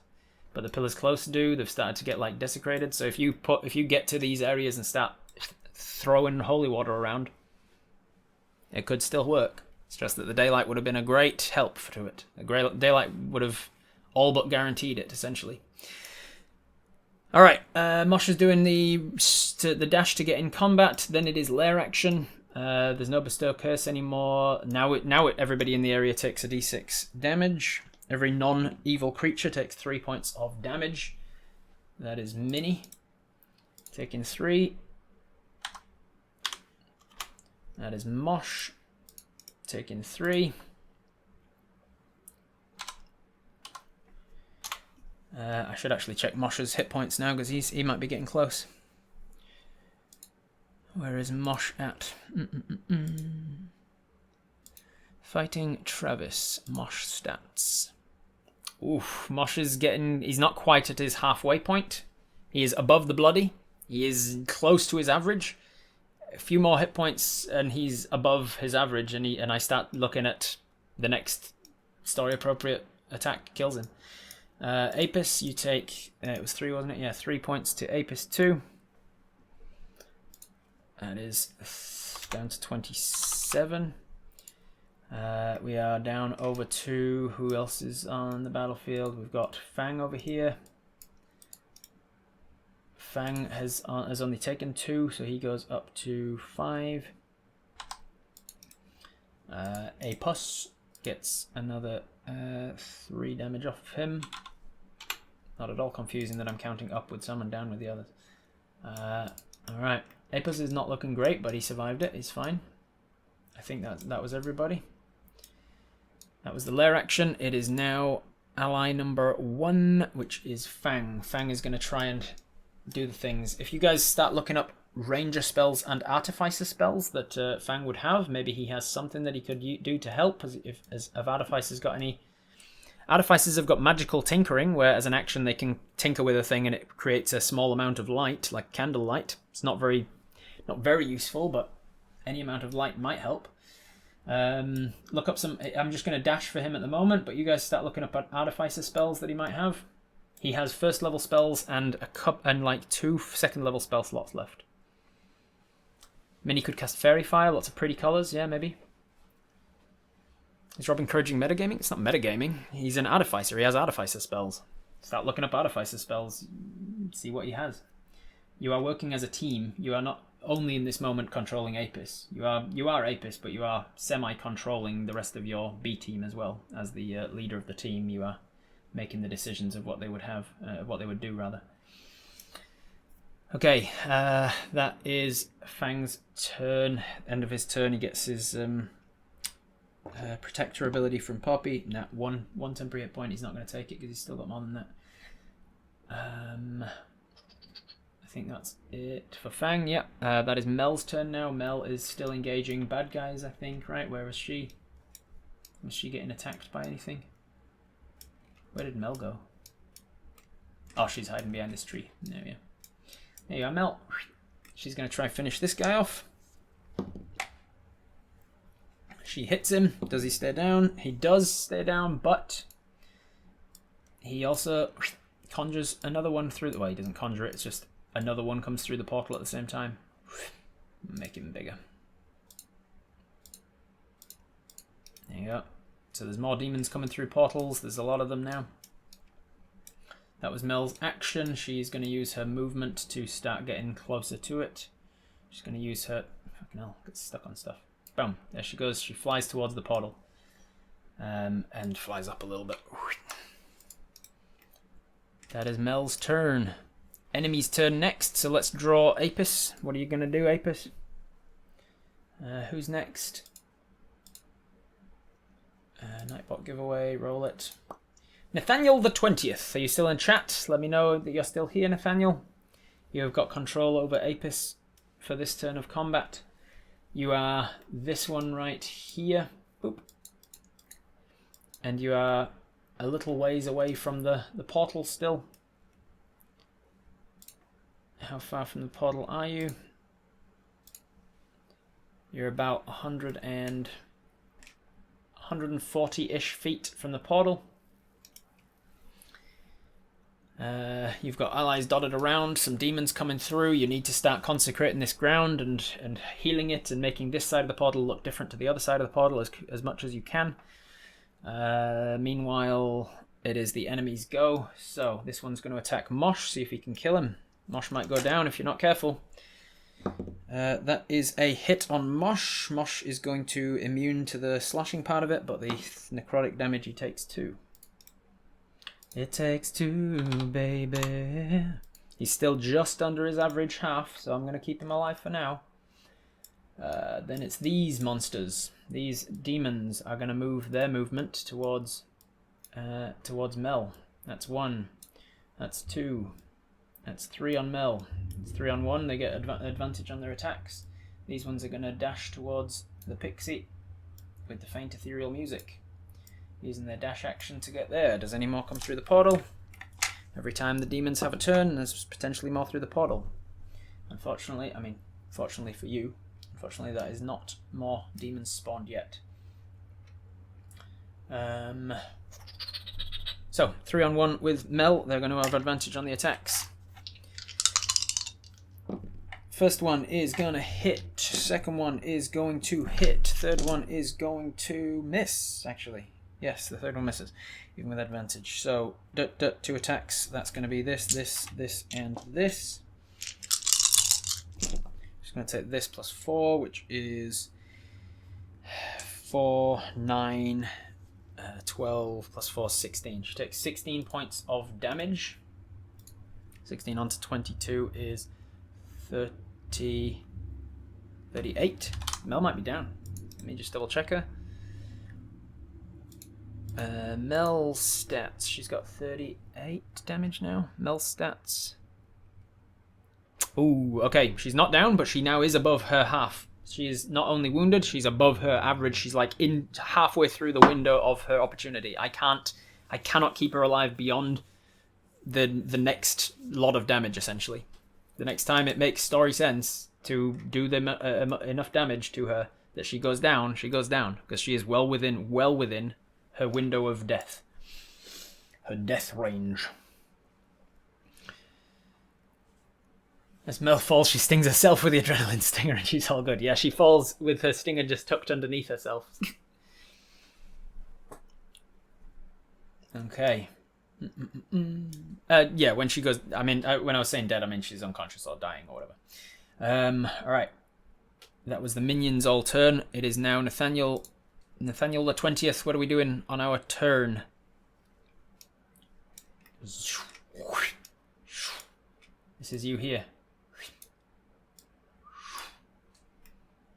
You can see minions starting to overwhelm your bee companion Mel. You can see minions starting to chase in to potentially overwhelm your fairy companion Minnie. You have a portal that's spewing demons out periodically. You have to close it. You have holy water on you. What do you want to do? How far is Mel from us? Alright, let me tell you exactly how far Mel is. Let me get it on screen so that I can see both at once. Let me grab the ruler. Let me go middle of yours to middle of hers. That is 107 feet from you as the crow flies. 107 feet from you, Nathaniel. What are you going to do? We need to take out the mooks. We've got 3 of our party members in danger. Yeah, maybe. Or you focus on closing the portal and you get Fang to do his magic missile and take out the mooks, because he can potentially take out 4 mooks with one of his last level 2 spell slots, magic missile. Shout out to her to disengage, give the holy water to Mel and make it rain. Alright, so you can move your movement towards her, and if you're not doing anything else with your bonus, you can dash. Well, you cannot bonus dash, but you can dwarg, get your extra 5 feet. So you go 30 feet towards her. You shout, disengage, come get the holy water, spread it around, make it rain. You ready an action to throw the holy water to Mel when she gets within range. Very good action, that is your turn. Next up, we will go with exclamation mark rain, because that's what you're going to try and do. R-A-I-N. Exclamation mark rain in the chat if you want to be in with a chance to decide what Apus does on the next turn of combat. You're currently readied for when Mel gets within range. You're going to throw the holy water to her and try and have her spread it around. Back to the top of the round, we've got allies 2, which is Minnie. Minnie ain't afraid of no ghosts. She's got monk abilities. She flies towards them and engages with them. In fact, she starts flying towards them. Bonus action. Bonus action? Does she need to? Better to just hit them 4 times if needed. She doesn't bonus action go behind them. She just attacks regular, which is enough to hit, and it does not spawn another. The second one is enough to hit, and it does spawn another. The third action is a hit. Oh no, that's a miss actually with a 3. 3 plus 10 is 13. 13 is not enough. So this one died and did not spawn another. This one died but did spawn another, so I'll just move it back to the portal. And then this one she missed with a bonus action attack. That is her action, bonus action, and she's got plenty of movement left. She's going to, I think she's going to fly to this side of this guy so that she's closer, so that when you throw something, she can be in there to reaction, try and catch it if you miss it, if you mess it up. Alright, that is Minnie's turn. It is now Mosh's turn. Mosh is going to try and kill the guy that's on him, the demon that's on him. That's a hit. Does it spawn another? It does not. Alright, so little by little you are getting rid of them. He's going to use his movement then to move to here. Because of the difficult terrain and stuff, you can't get too much further, but you can get to there. That is Mosh's turn. It is now lair action time. Can't do the damage thing, so it's going to do the spawning demons thing. It's going to spawn 3 more. Lair action, 3 more demons spawning. Ooh, a hellhound dog thing. There you go, why not? We'll do this guy, but obviously not that size. Set him to size 1. Demons are coming through the portal, and let's go this guy. 3 more demons coming through the portal. Just talking to each other in some sort of demonic abilities. That is lair action. It is now Fang's turn. Fang is going to use his movement to run up 30 feet. He's going to use an action to magic missile, try and take out some of these demons again, because he's doing it like it is helpful, but he is running out of spell slots. He is, how many spell slots has he got left? He's used both of his first level, both of his third levels. I think this is his second level. Somebody can correct me if it's only his second level, but he's definitely cast at least 1 before. I think it's 2, and this is his third, I think. And he's used 1 of his first levels on a Cure Wounds, and 1 on a Scorching, 1 on a first level Magic Missile in the very first round. So 4d4. They all go down, obviously, because they all hit. Do they spawn others, though? One of them does. One of them does not, but only just. One of them does not, but only just. And one of them does. 2 5s and 2 6s. So 2 of them spawn when they die. Two of them spawn new ones. Out of the portal. 1 there, and the next, and the furthest one away. This one died. This one died. And this one died, but spawned another one.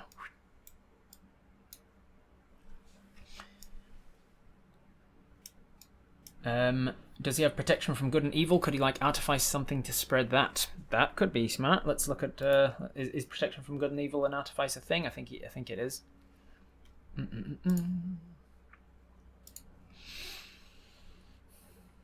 Apus can start playing Fey music on the pan flute. Copernicus Light Fang. Let's look at his actual proper full-blown character sheet to see whether it's one of the spells he's got. It is a ranger thing.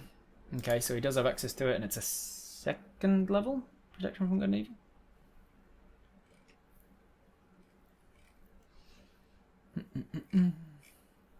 Is it 1st level or 2nd level protection from good and evil? We've got it. I should know that. Where is it? Spells. Prestidigitation, protection from good and evil. It's a 1st level. Alright, so he does have a spell slot left for protection from good and evil. So Fang might do that on his next turn of combat. He ran forwards, he took out 4 of the demons, 2 of them spawned again, but hey, at least he's pushed them back to the portal. Bonus action, I don't think he's got much he can do, so bonus action, tell his arm to another 1 point of thingamabob, so that's not going to do anything. You're all running closer and closer to this portal. You're getting closer. It is making a difference. Apus didn't get a turn on the last turn of combat, I think. Did I forget him? I think I might have forgotten him. He's going to rush forwards 30 feet to there. He's going to dash to there. That was Fang. Now it is Mel. Mel is going to do her thing. She is going to try and kill... does she try and put them to sleep? Oh no, she was disengaging and then running towards you. So she moves, that's right, she moves 50 feet towards you with her action, with her movement rather. She moves so that you don't have to throw it. She's going to take the dash action now that she doesn't need to disengage. She's going to get another 23 feet towards you. Take the open, you take off the jar lid and you're like, start sprinkling this around. Start sprinkling this around. Spread it as far as you can. Don't dump it all in one place. Now, you're entrusting a pretty important thing to your giant bee companion, who, canonically, not that smart. She has a 6 intelligence. Mel is about as smart as, let's say, a dolphin or a chimpanzee. They're intelligent, but are they intelligent enough to understand the instructions you're giving them?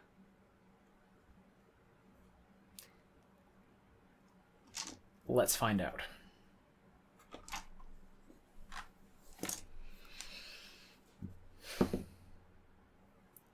With a -2 intelligence. Okay.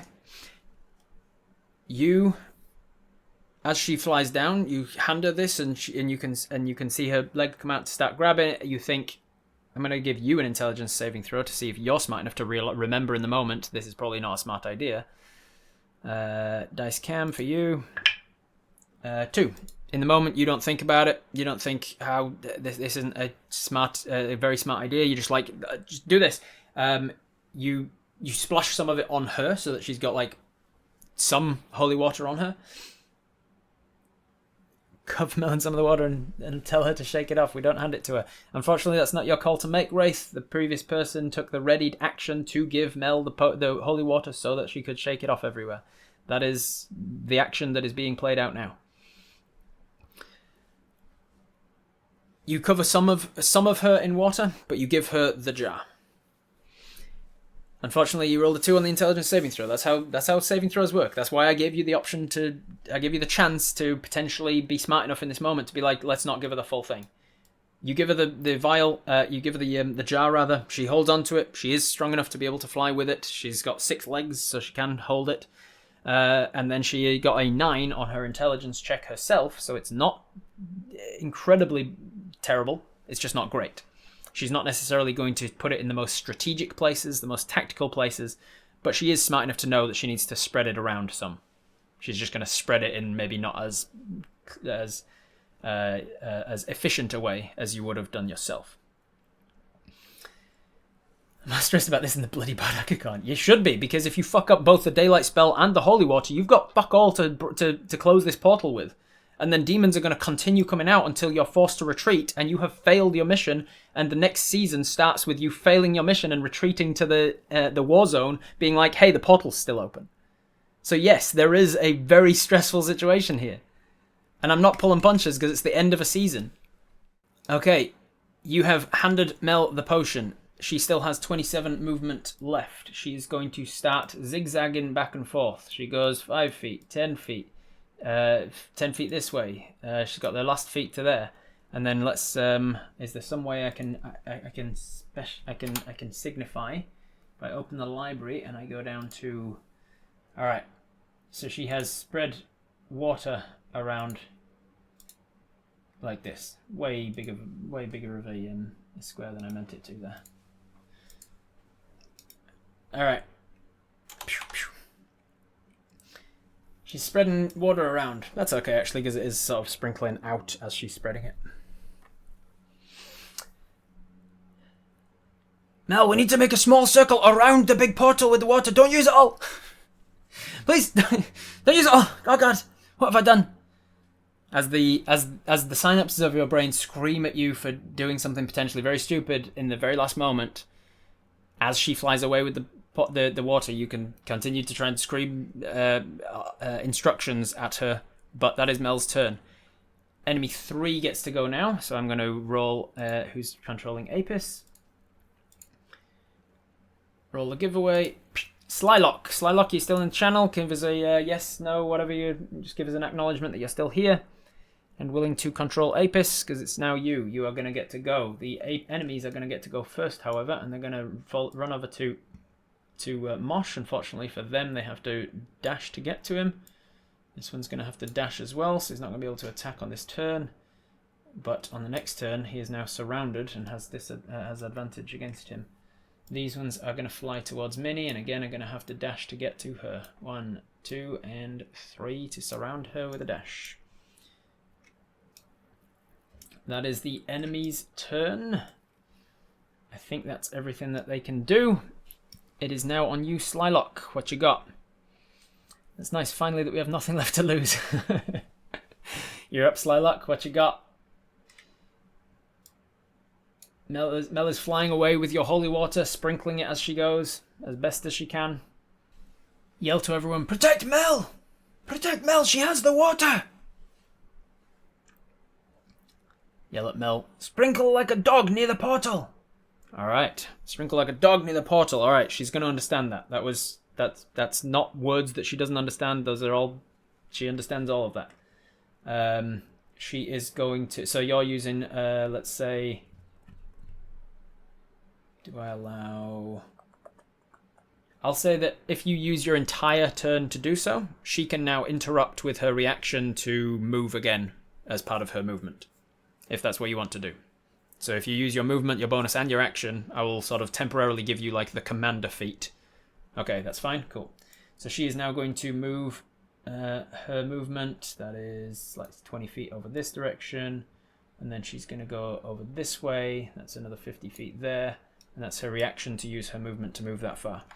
You didn't, however, I was looking out for certain words that you'd used. You did not tell her, do not sprinkle anything before the portal. You just said sprinkle it at the portal. So she is still going to also sprinkle it on the way to the portal, which I will be accounting for with how much water is left. She sprinkles it over there. She starts sprinkling it over in this direction as well, but less of it, because she's not focused on sprinkling it here. She's just sprinkling it on the way to the portal too. That is where we're at with Mel and the holy water.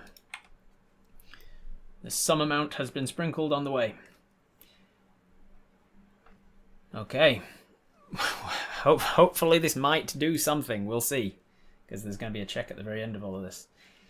Slylock, thank you very much for your chance with Mel there. Let's go with water. Exclamation mark water. If you are in with a chance to decide what Apus is going to do on the next turn of combat. Meanwhile, it is back to the top of the round with Minnie. Minnie, she's going to try and send these guys back to the abyss and hope they don't come through again. This one is going to hit, and it does not... 6, very close, does not come back through. The next one is going to hit and does not come through. The third one is going to miss again with a 3, same as before. I think she learned from her mistake before and is going to key point to take a second bonus action, a 2, so she fails with both of them. Minnie's starting to get a bit exhausted. She is starting to get a little tired, it seems. She's running out of key points too. She's going to move around to this side of him, I guess. But at least they didn't come back through the portal. That, I think, is... exclamation mark water is my command, I'm just now realising. That's funny. Especially because it's talking about rank garage water, which is basically what's surrounding you in this horrible, horrendous terrain. Well, do I need to do it again? No, it will. It's accepting you guys as eligible users, even though you are also doing a command. I just didn't think when I was choosing the command there. End of Minnie's turn. Mosh is going to attack. He's got to attack these guys, or he might die. So the first one is it attacks and does come through the portal again, unfortunately. The second one is an attack and does not come through the portal, and the third one is an attack and does. Fuck. Alright. He kills 2 of them, but 2 more spawn in their place.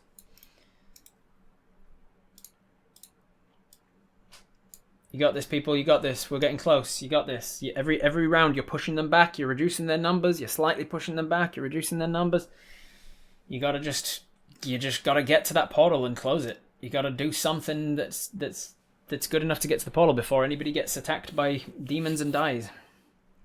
We're going with weep openly. Okay. Nah, you're getting close. No reason to weep. I think you got this. I think you've got this. It's going to be much closer than it would have been if you'd have daylighted, but it's still possible, I think. Okay. That is Mosh's turn. Lair action time. Lair action, we did which one on the last turn? I think it was the summon more demons. So this one is going to be the damage to everybody. This one is going to be the damage to everybody, which is a D6. 1 point of damage to all non-evil creatures. 1 point of damage. Mel is looking real bad. 1 point of damage. So is Mosh. Mosh is still not quite at half, but very, very close. Minnie is looking wounded too. It's not enough to down Mel, no. I'm not going to kill her on a single thing like that. It's going to be an attack from someone if she gets hit at all. Fang is still doing okay. Fang has got Fang at the moment is basically the tank, as it were. He's doing so. Yeah, wounded over here as well. Everybody's wounded except for Fang. And then Apus takes 1 point of damage as well, taking them to 26.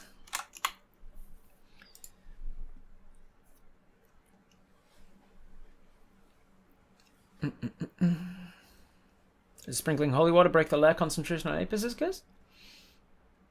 Being surrounded by as much holy water, yeah, maybe. I'll allow you to. That's a good point. Being that Mel. So the benefit, I guess, of accidentally giving Mel allowing Mel to use too much of the water too soon is that you are surrounded by a shit ton of holy water now on the ground. And so I will allow that. I will say that allows you to remake the save with advantage on breaking the bestow curse ability. So with advantage, that is a 4 or 11. 11 plus 2 is 13. 13 was the DC as far as I remember. Oh no, 16 was the DC against bestow curse. Lair actions DC 16. Unfortunately, no, you are still cursed. But maybe you can remake the save whenever you start around this much holy water. Apus, Fang, get in here. Okay, Rob, what do we do? I ain't telling you shit. You gotta work this stuff out. Training wheels are off. You're 100 episodes into the campaign. You gotta know what to do, and if you don't do it, that's the direction the story goes. That was whose turn? That was Mosh's. No, who the fuck's just gone? What were we up to? I'm completely lost in the initiative there. Mosh did the attacks and sent them back through the portal, and then lair action. Everybody took some damage, so now it's Fang. Alright, Fang is going to cast Protection from Good and Evil, because you say, Protection from Good and Evil, start running around the area, make it, try and protect from the land. He goes, oh yeah, good idea.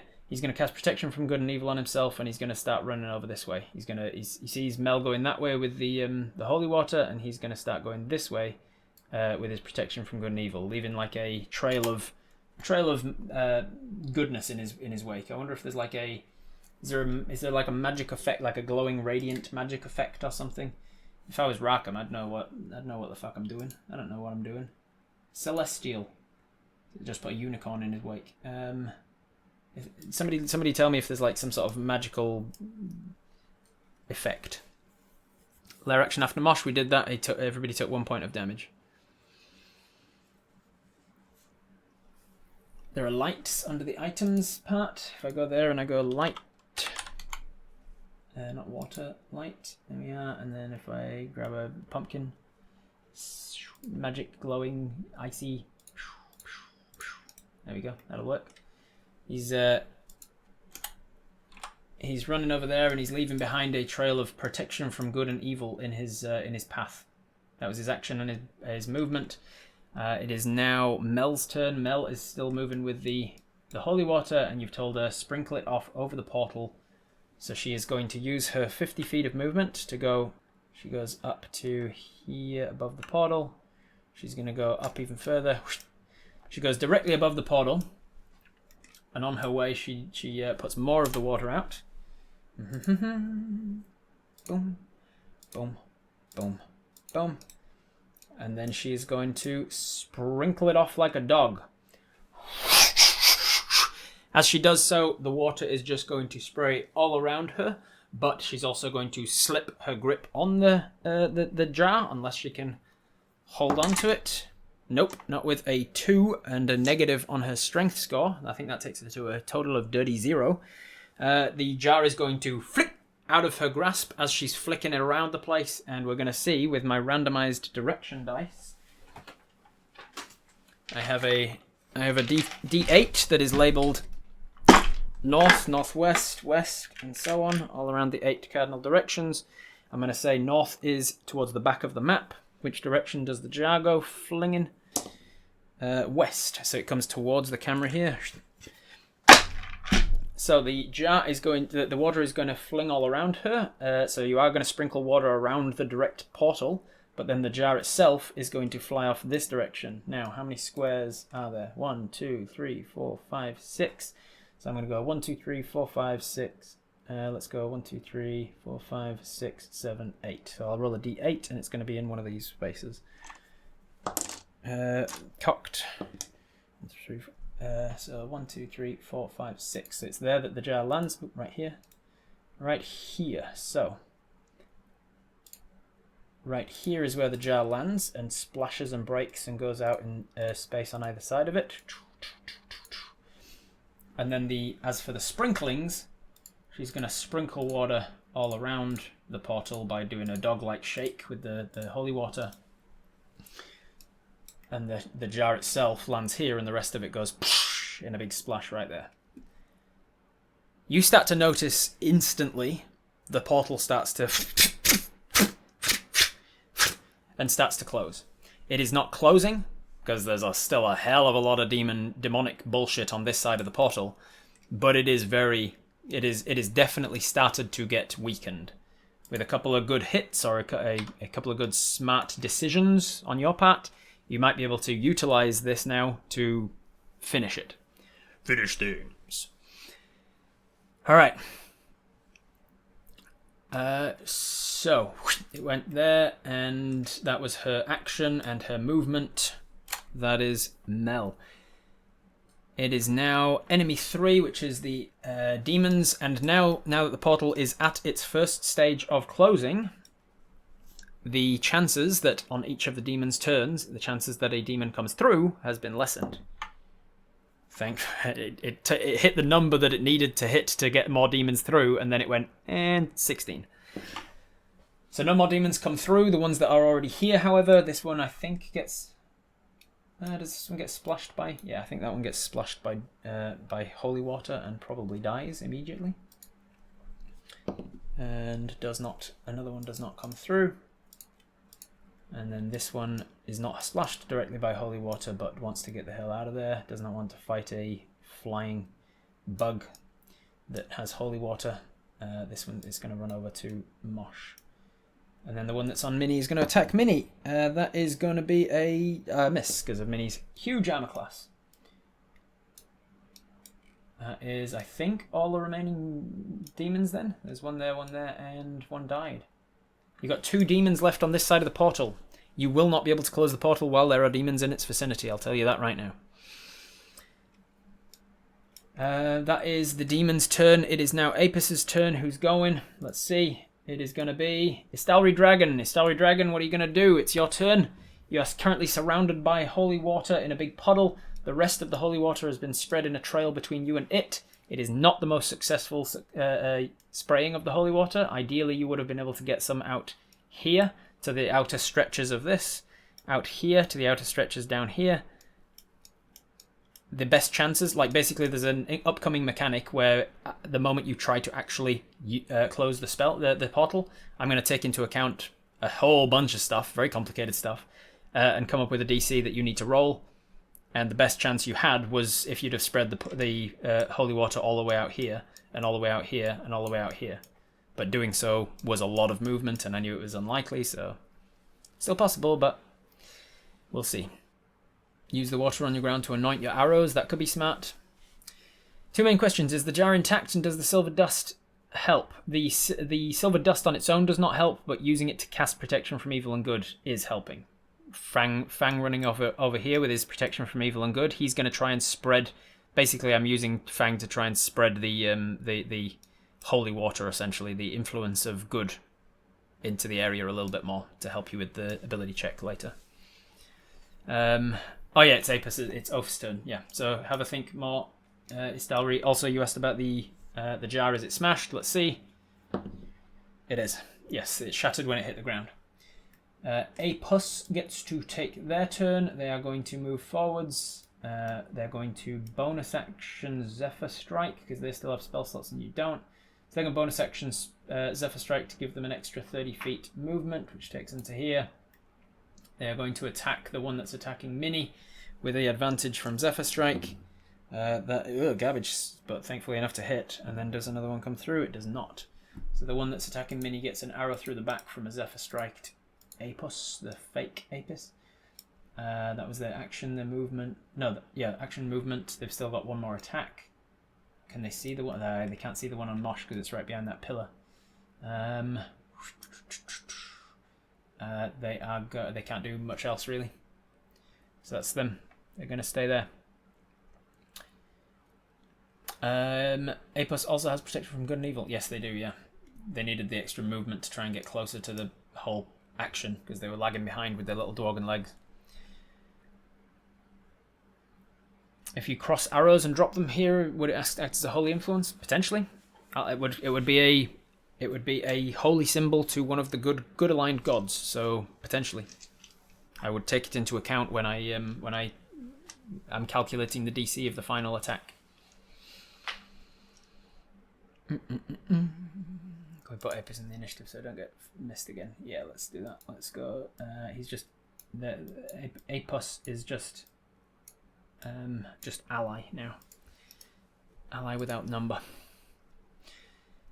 Stalry Dragon, it's on to you. We don't have a spell slot. Let's grab a cloth, soak up the water we can, and then tie it to an arrow. I don't think just dipping a metal wood arrow in water would do much. Very clever. You're on the same wavelength there as me, Istalri. If you'd have just dipped the arrow, I wouldn't have had it do much. But if you are going to take a piece of cloth, what have you got in your inventory? Let's see.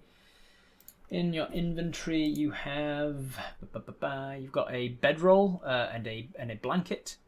You've got a hunting knife. You've got a pillow, feather, crow's feather. I'll say you grab some of your blanket. You grab something. You just hand in the bag, grab some cloth and tear it through. You don't even tie it on. You just jab an arrow through the cloth, dip it into the holy water at the ground, and then you've got a holy water arrow. What is your intent to do with the holy water arrow? I'll say doing all of that was your bonus action. What are you doing, Istalri? We have an empty vial from a potion we drank. Rinse it in one puddle and collect another. You could try that as well. That would be your action. Are you going to fire the holy water arrow at something? Is there a god of light and goodness? Do we know a holy symbol of? Good question. Let's roll you a religion check. Religion check for Apus. That is a 10 plus your wisdom, plus your intelligence of 3 is 13. You're not proficient in religion, are you? You are not, so that is going to just be a straight 13. With a 13, do you know god of lights and goodness? Yes, you would know Sarani. Sarani is the god of purity, cleanliness, virginality, all that sort of things. It is Sarani whose place of worship is the bathhouse. You also know Flonanshale, who is the god of healing. Healing and care and kindness and that sort of stuff. She's one of the life gods. She's the one who gave you the second wind ability originally. You would know a lot of the other life gods, and like god of levity. Sintalun is the god of fun and joy and recreation. What's your action for Istalri? Can we shoot it towards the portal, maybe hitting the pillar by the portal? Okay, cool. So you are going to aim for one of the portal pillars. Whoa, look at that, cool. Whoa, look at that cinematic. Oh, you would if you could see. God damn it, Robert.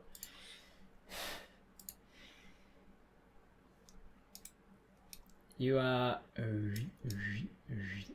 There you are. So, Apus. Every time, Rob. Every time. You dip the rag in the holy water, you aim towards the demonic portal, and you try to take aim and shoot. Look at this cool cinematic. You're going to try and smash this thing here so that the splashing of water gets all over the portal. That might help. Let's go with an attack roll. 17 plus stuff definitely hits. You strike in, and water just gets spilled around the area a little bit. Let's grab another one of these. Another one of these jobbies. Grab that. There's water now splashed over this portal as well on both sides of it. And behind it a little bit too. As a wet rag. A wet holy water rag splashes against that that pillar there. That definitely helps. The portal is starting to... Occasionally it is even starting to close down and then force itself back open again. It is an unstable portal now. Also, let's move towards the portal. Alright, so that's your action and your bonus action. You're going to move through the holy water, getting your feet all wet in holy water for good reason. And you're going to start moving towards the portal. That is your action and bonus and movement. That is everything you can do. Apus, thank you very much. Starry, very good turn. We are still going. How many rounds has this been? Like 20? The next one is exclamation mark close. Or close. Has two meanings. Exclamation mark CLOSE. If you want to be in with a chance to decide what Apus does on the next turn of combat, type exclamation mark close or close in the chat, because you are close to closing the portal. Might be another round or two. 8 rounds? I feel like it's more than 8 rounds. Okay, that is Apus' turn. Back to the top of the round. We've got ally 2, which was Minnie. Minnie, you're up. You've for once, you do not have any demons within melee range of you. You see the one that shot off to Mosh, so you get over to him and you teleport to him as a bonus action, gives you advantage on the attack. You attack him, that definitely hits. Does he come back through? He does not. And finally, with the final death of one of the last remaining demon on this side of the portal, one of the major portal parameters closes, which means that the portal itself is finally able to be closed. You have now opened the possibility for you to take a particular type of action which was not available to you to this point. Your action is close the portal. Doing so is a skill check, and the DC of that skill check is based on how much the portal parameters on this side look like the portal parameters on the other side of the portal on the demon plane. So the more holy water there is, the greater distance you have spread that holy water, the consecration, desecration, those sorts of things. It's all taken into account. I will, if somebody does take that action on their turn, I will take into account what the DC is, and then we will try to close the portal. Alright. Minnie fucks up that last demon, and then she uses the rest of her movement to I'm going to say, tell you what I can do. I'm going to say that she used that as a bonus action attack, because she's a monk and she can do that. Bam! Just bonus action attack, take that guy out for the back of the head. I'll hand wave the fact that she teleported, bam! Smacked him in the head, all part of the same action. She's going to use her action, her main action, to cast Fairy Fire. Using her Fey-like abilities, she's going to cast Fairy Fire, and she's going to put the Fairy Fire with sprinkly, sparkly twilight fairy dancing lights. That's very much different to the demon side of the portal, so... let's see if I've got... Could I search for something like... We'll go with this one. I'll just put like fairy dancing flowers, like torchlight flowers around the place. Alright. And that's her action. A bonus action to kill the guy, her action to cast it, and then she flies over here with the rest of her movement to try and like be ready for if any demons do come through, she can pop them back through the portal maybe. Who's that by the back wall? That is a demon that definitely just died. Whoa, what happened there? That is a demon that just runs back through the portal. He's terrified. He doesn't want to be here anymore. He's like, oh man, Jerry said it was a fun time on this side of the portal. This side of the portal sucks. I knew that there were probably other demons that I put out here early on in the game that I've probably gotten hidden and I've forgotten them, but fuck them. Alright, that is Minnie's turn. It is now ally 3, which is Mosh. Mosh is going to do the same, basically. He's just going to run forwards and just be ready. He can't do anything on this side of the portal, but is being a werewolf... You're more likely to get shape changes and stuff on that side of the portal and not just regular old humans. And so he's going to use his bonus action to turn back into a human, because just being a human on this side of the portal is a slight difference of this side to the other side.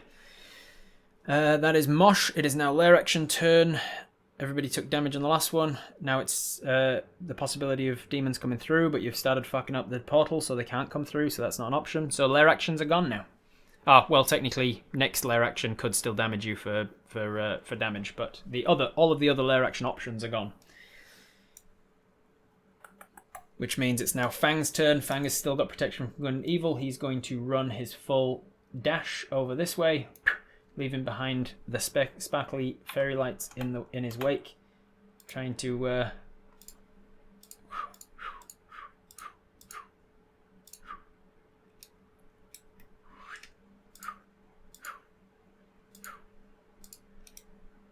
He's trying to use the protection from good and evil to spread that influence of holy light around the place. Ideally, with enough rounds, he could like circle out the whole portal, essentially. That's going to take some time. That is Fang's turn. It is Mel's turn now. Mel is going to... What's she going to do? She's still just sprinkling. She can't really do much else. She doesn't know what to do. She's just awaiting further instruction. Enemies are the demons, and the demons are no more, so enemies are now off the board. It is now Apus, the fake Apus, and then regular Apus. Let's go with drawing who Apus is going to be controlled by. We've got Mythical Turian. You're still in the chat, let me know. And then Apus is going to use their action. They are going to cast... they're going to see what Fang is doing. They're going to cast the same thing, and they're going to use their bonus action and movement to get to there. And they're going to leave magic in their wake.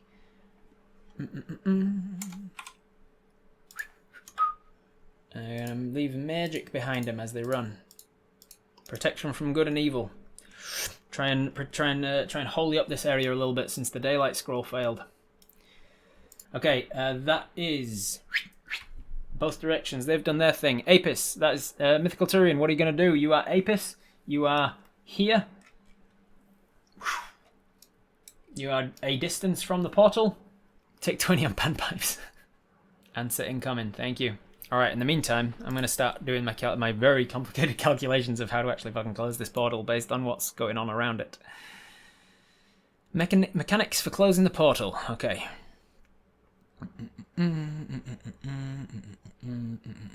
Okay. The direction's done now. It is for another round, yeah. Until between Mosh and Fang. That's when the lair action happens. Don't forget that we're cursed. We are cursed, so a wisdom check would be at disadvantage. Alright, now, complex calculations. Eyeballing that would be... I need to take notes of these. Mythical has answered. Rush over towards the portal. Time to pray to every good god we communicated with, starting with Ultimes with crossed arrows, and then the cleaning god, and then the healing one, etc. Alright, call for their help in closing this damn portal. So you're going to take the action of... You're going to run with your movement. That's 25 feet. And then you're going to take the bonus action Hildwog thing for 30 feet. I'm going to give you an athletics check for free to see if you can push yourself further. That's 10 plus your athletics of 1, I think. So that's not quite enough. So you get to 30 feet. Alright, so you are this close from the portal, which is... So that's your movement and your bonus so far. And you are within 60 feet of the portal. Oh, just! I'll allow it, just. Look at that, 60 feet. Let me read you this. Mechanics for closing portal. If Apus is within 60 feet of the portal and there are no evil creatures around, Around means basically on this map. They can use a special action to attempt a religion check towards the gods, the good gods. On a successful check, the gods will intervene and close the portal, essentially. So you are within the 60 feet. You are now taking the action to appeal to the gods, the good aligned gods, and you are trying to close the portal. You are literally just on the edge of it. I love that. As you run forward, you grab out a couple of your arrows and you just kind of hold them out in front of you as you run. Ultimez, please hear me! Please hear me! And you pray to Ultimez and the other gods. Sarani, please send your purity down.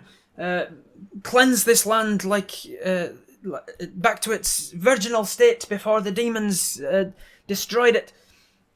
Flon and Shale, use your healing to please heal the lands of this area. You as much as you can remember. Yolashti, god of plants, please restore these plants to their once former glory. Again and again, as you just call out to all the gods, it's kind of like that scene from The Mummy where the guy's like going through all of the different things, like trying to pray to every single god just in case. Whew, okay. Is this a one-shot thing? Can you try again? You can try again, however the DC goes up. Because if you have failed the first time, that is evidence that the dice are telling you something about the story. And that thing might be, you've not done a good enough job destroying the portal, or the gods aren't listening, or the gods are not capable of returning. So you can try again, but let's see. All right. DC for this thing, you're going to pray to the gods. It's going to be a religion check. You are not proficient in religion, so it's just a straight roll plus 3. The DC for it is calculated as... I need to grab my calculator.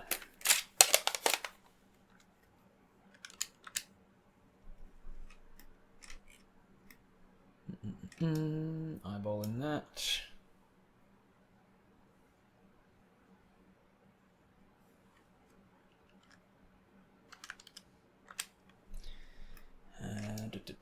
Oh, actually less than that because of the sprinkles of goodness there.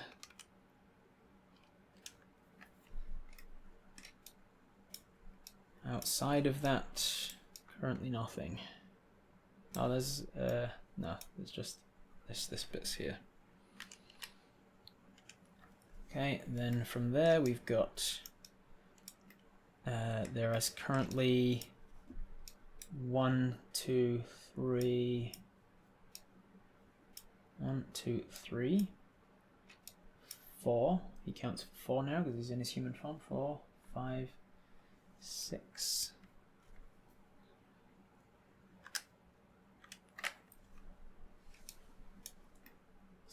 And then we've got the holy water around the thing, which counts for 2. 3, 4, 5, 6, 7, 8, 9, 10.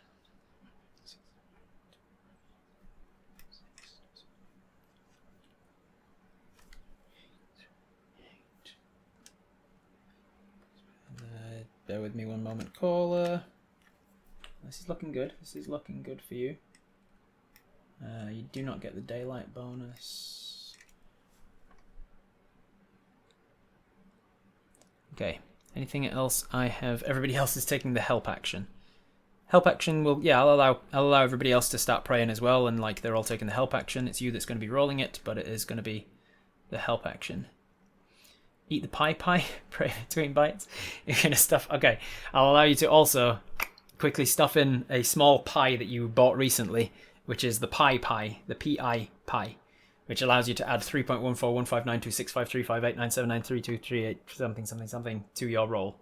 So you'll add 3.14 to your roll as well, which you might need because without the daylight, it's not looking... No, it's not looking too bad, but... Am I forgetting anything? You dealt with all of the demons and the devil, the undead in the graveyard. That doesn't help though, because you didn't do anything to consecrate the ground. You did not yet. You have healing warded, but not much. All right, that is, I think that might be it. There's a holy bedroll by the portal. Alright, if there's anything else you think you have done to change the portal parameters here on this side of the portal that you think I might not have... Oh, Fairy Fire. I didn't take into account Fairy Fire. If there's anything else you can think of that makes this side of the portal not like the other side of the portal, now is the time to speak up. The ethereal music coming from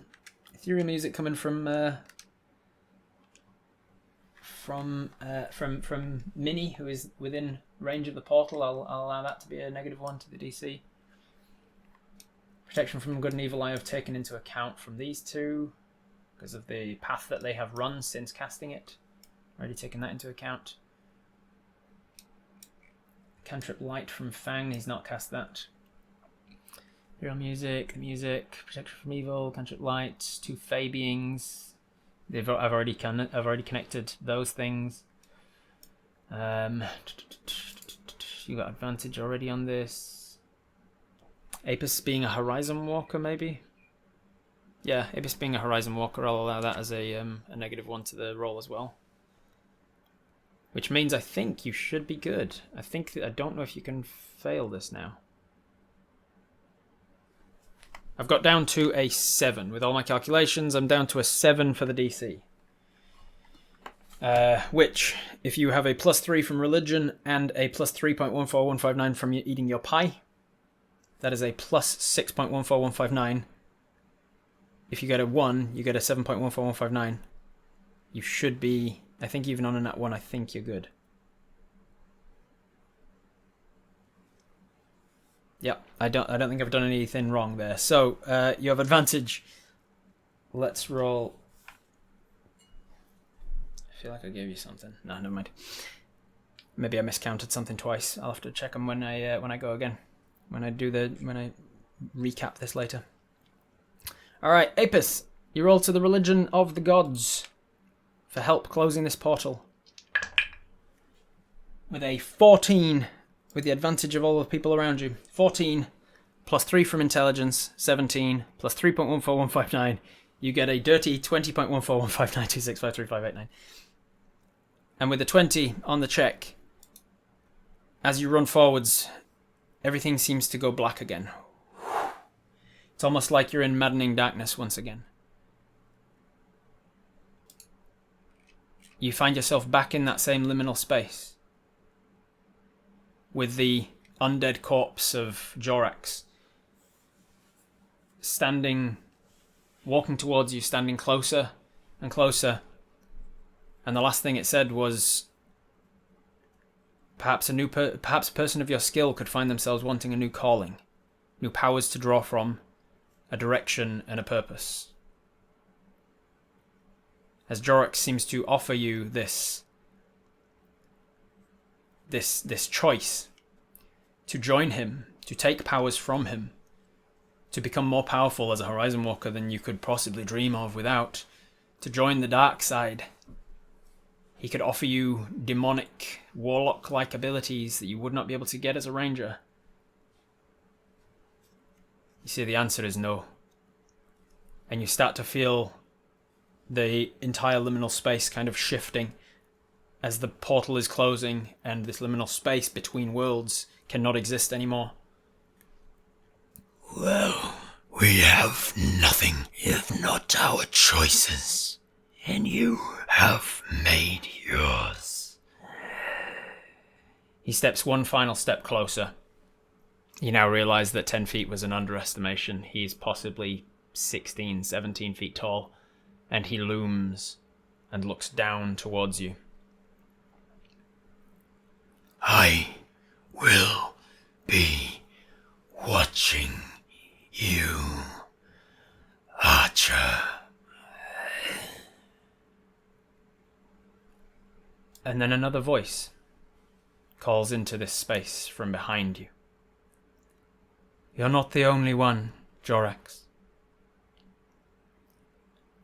Turning around, you cannot help but scrunch your face up, as your eyes, already stinging from the intense rot in the air from this thing, are now subjected to a brighter light than you have ever possibly seen before. When you blink your eyes open once more, standing some indeterminable distance behind you, is a figure to inspire awe in even the most emotionless of hearts. An almost indescribable woman in the purest of white robes, a posture and stature of the highest confidence, not a speck of dust or dirt or grime on a hair of her head, nor her skin, nor her clothes.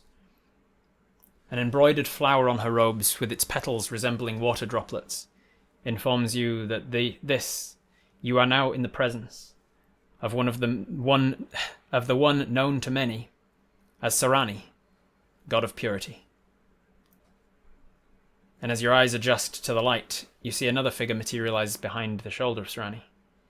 A magnificent dryad-esque being whose feminine lower half blends beautifully into her arboreal upper half.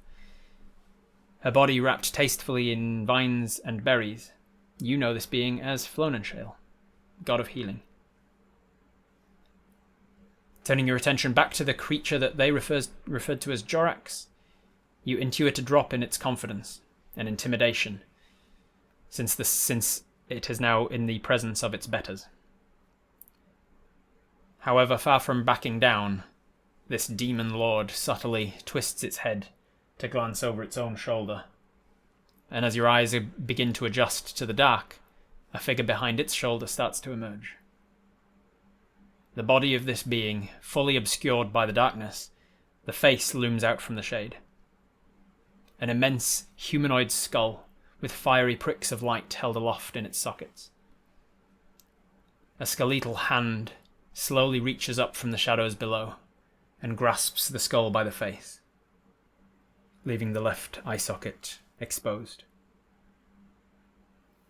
It seems that you've also now gotten the attention of the forbidden god, Daesh, god of undeath.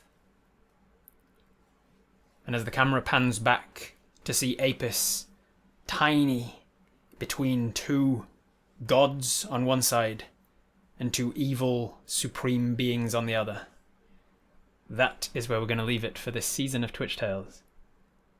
Thank you very much for joining me, and I'll see you next time. Holy moly, we did it. We made it to the end of 100 episodes of Twitch Tales, and somehow still alive. If you want to help us commemorate episode 100, such a huge milestone, why don't you head over to the Robert Hartley merch store where you could buy a map of the area. That's right, the area where Twitch Tales is in northwest Corinthial. All of the story so far has taken place right around here, and you can have a map of your very own. Go check it out. Thank you all so much for the support over the years. This story is getting more epic by the week, and it's only through all of your ongoing support that we're able to keep telling it. So whether that's financial support through Patreon and Twitch, algorithm support through liking, commenting, sharing, all that stuff, or community support through engaging with Discord and telling your friends about the work. I appreciate you all tremendously, and here's to another 100.